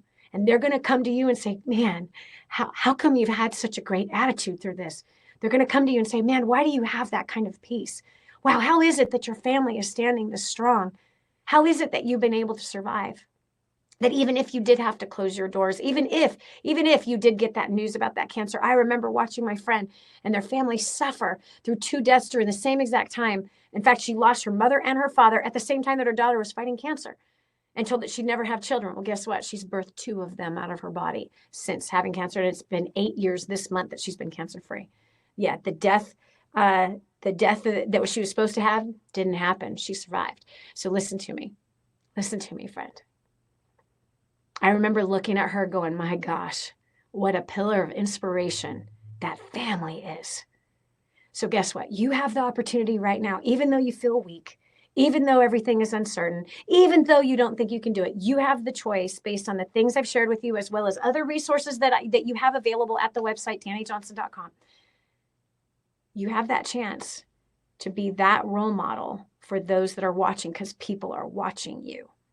Your kids are watching, your spouse is watching, your coworkers are watching, your community is watching. This is your chance to rise up in your leadership. This is your chance to be steadfast and faithful to your God. This is your chance. This is your chance. You can do it. You will do it. Your nation needs you to do it.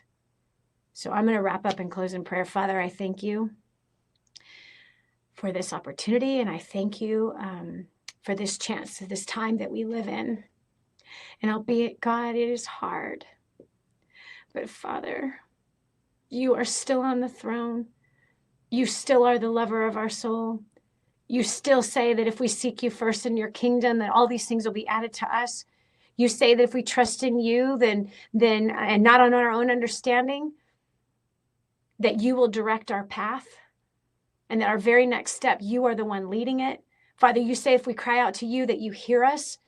You're not asleep and you're not deaf. You also say that you will rescue your children. You say that you will protect your children. God, we don't understand your ways, but we want to understand your ways. Father, draw all of us in closer to you. Draw us in to trust you more, to walk with you, to practice what it is that you have taught us. You, the Father, teaching your children how to live, act, and walk through this. And Father, I thank you for the pillar of cloud during the day and the pillar of fire by night, leading all of your people to do the thing in which you are leading us to do. Father, I pray that you strengthen all of us to band together in love, in honor, and trust in you. Father, that we would encourage and edify one another at levels that we have never done before. Father, that we'll be forthright and steadfast in our faithfulness to you and to each other. And that, Father, we will care for those who are in radical need right now. And that we will not put ourselves in pitiful places of making bigger problems out of our problems, but instead learning to pray for the nation, learning to pray for the world, and to see, God, that you really are in control of all things. Father, I pray healing upon our nation, healing upon these families, healing upon the businesses, God, and I pray your sustenance to come in a radical and beautiful way. Yeah. And I pray peace be still. Peace be still to every family. Peace be still to every husband. Peace be still to every person who thinks that they cannot survive, that they're not going to make it, and this is the end of the world. I say peace be still to the mind, the body, the soul. Peace be still to the emotions. Peace be still to the finances. And Father, I also pray that you teach us to have fun during this time, that's a great stress reliever. That Father, that you bring us outside, in our own little gardens, and that even in our homes, Father, that we take on maybe different things to kind of change things up, and to bring some laughter. Father, I pray bring laughter into our hearts and into our bodies, into our homes and into the workplace, God, that laughter is good medicine for the soul. Father, I pray that you be the lifter of our face, that you shut the hand of the enemy, and that you shut the mouth of the devourer. Father, I pray and bind wisdom over everybody that can hear my voice right now, that we choose wisdom over fear, and that we recite that on a daily basis. Yes. Father, you're the one that says, fear not, be of good courage. God, you said that so many times when it was a fearful time. You didn't say that when there was no fear. You said that when fear was plaguing a people, that it was clear that we were going to be destroyed by our enemies, by the other camps that we were surrounded by. Father, and you said, fear not, be of good courage. Father, you said that to us when there was just a few of us against many, and yet you gave us the victory anyway. Yeah. Father, I pray that that the winner that is in every single one of us, that winner rises up, and that we play to win. That we play to win with winning strategy, that we play to win, God, with a winning heart. We play to win with a mind that is filled with humility instead of pride and arrogance and criticism and condemnation of whether it's the officials that are leading the country, or our local officials, or our own spouse, or the people that we work with. Father, that we choose to bless with our mouth. We choose to speak life during this time more than ever. Father, and we get to eat the fruit of the life in which that we are speaking. Father, that we choose trust. Yeah. Give us your eyes to see. Give us your heart to feel. Yeah. And fill us with your power of your presence, and your power that brings healing for the sick. Yep. Father, you said that resurrection power dwells in us. God, I pray that we choose to cling to your truth, and that we recite your truth on a daily basis. In the midst of the disasters that are piling up all around us, God, that we choose to speak the truth, that you are a God of love, that you are in control, that all things work together for good for those of us that are in the Messiah. Father, that you hear our cry, that you answer us. Yeah. That you are trustworthy, that you are the creator of the heavens and the earth, that we choose to cling to that truth. We choose to cling to the truth that we love our families. Yeah. And that fear is not going to help any of us, but that we choose love, wisdom, peace, yes, and trust. Thank you, Father. Thank you for this time, God. And I pray that you multiply whatever you want to multiply with this, Father. And if there's anything that I spoke, that I misspoke, that wasn't right, God, I pray that those words die, and that your words are the ones that prevail, and that you move every single one of us to you, that this is the time for us to come to you, Father. I pray that we're not the stupid one that hates correction, but that we are the wise one that loves it, and we choose to learn. That you are a gracious Father, rich in mercy, gracious and compassionate, and slow to anger. Yeah. And that there's nothing that you walk us through that you haven't already prepared us for. I thank you for this time that you've raised us up for, that we have the privilege of even seeing history being made right now. And that what will be written in the books, that we as a people rose up together and did what was good and right and noble and pure? Or is it that we have been overcome and that we've never been able to recover? I refuse to believe that will be the story that is written in history books. But I choose to believe that your people will rise up, step up, and use this time to do something great, to do something valiant, to do something glorious. I pray your might over your people, your counsel over your people, over me, over our clients, over my family, over our friends, the people that we love, the people that we serve. Father, I pray you release your spirit of wisdom, knowledge, and understanding, your spirit of might and wise counsel. Father, yes. pray you release your Holy Spirit over all of us, the nations of the world, that you reveal yourself in this time and in this season in such a profound way that there's just no way anyone can deny that you are real and that you hear. Yes, that you hear and that you are one. You are echad, you are one, and you are faithful and you are good. And you're a good Father who watches out for all of us. Thank you. In the name of Yeshua HaMashiach, that is Jesus the Messiah. Amen. That's it for me. Hope you got something out of this. Hope this has been a blessing. Be connected on the website. More than anything, you can get a hold of our office at 866-760-8255. Again, that's 866-760-8255. You just want to talk to somebody at our office. You need direction. But we are doing what we can to put things together to help you walk through this season. And we want to make it as easy as possible for you to thrive, not just survive this new economy that we're walking into in this new season, in this current correction that our nations of the world are going through right now. It's not just America. There are many nations going through this correction in the new world that we have the chance to build together. That's what we have the chance, a new nation that we get to build together right now because of everything that is happening. Fear not, because something new is going to happen. And I cling to this Isaiah 43:18. Forget the former things for a new thing. I am doing a new thing. Do you not perceive it? He's going to bring springs in wastelands, and he's going to bring waterways in deserts. I know that. He's done that since the beginning of time, and I am clinging to that truth. And so however which way that's going to look, that we get to uncover and discover. We don't get to say what it's going to be. We get to uncover and discover it. And that's the season that we're in right now. So I bless you and your family. Thank you for joining me tonight. I hope this was helpful. You can share this with other people. I think we're going to have this up on YouTube. You can share this video on Facebook. And we're going to make it available through email as well. So if you haven't signed up on our email list, I recommend that you do, as we're going to be giving you tips moving forward in the days and the weeks to come to help keep you on track and to keep your mind where it needs to be so that you can prevail during this time. And you will. Why not be the one that becomes a millionaire out of this incredible crisis? Why not? Why not be the one that becomes debt-free during this incredible crisis? Why not you be the one that sets the example? And that's my hope. And I'll do everything I can to be able to guide you as we've guided millions of people throughout the last 31 years that this mouth has been moving and training and developing people. So bless you. Good night.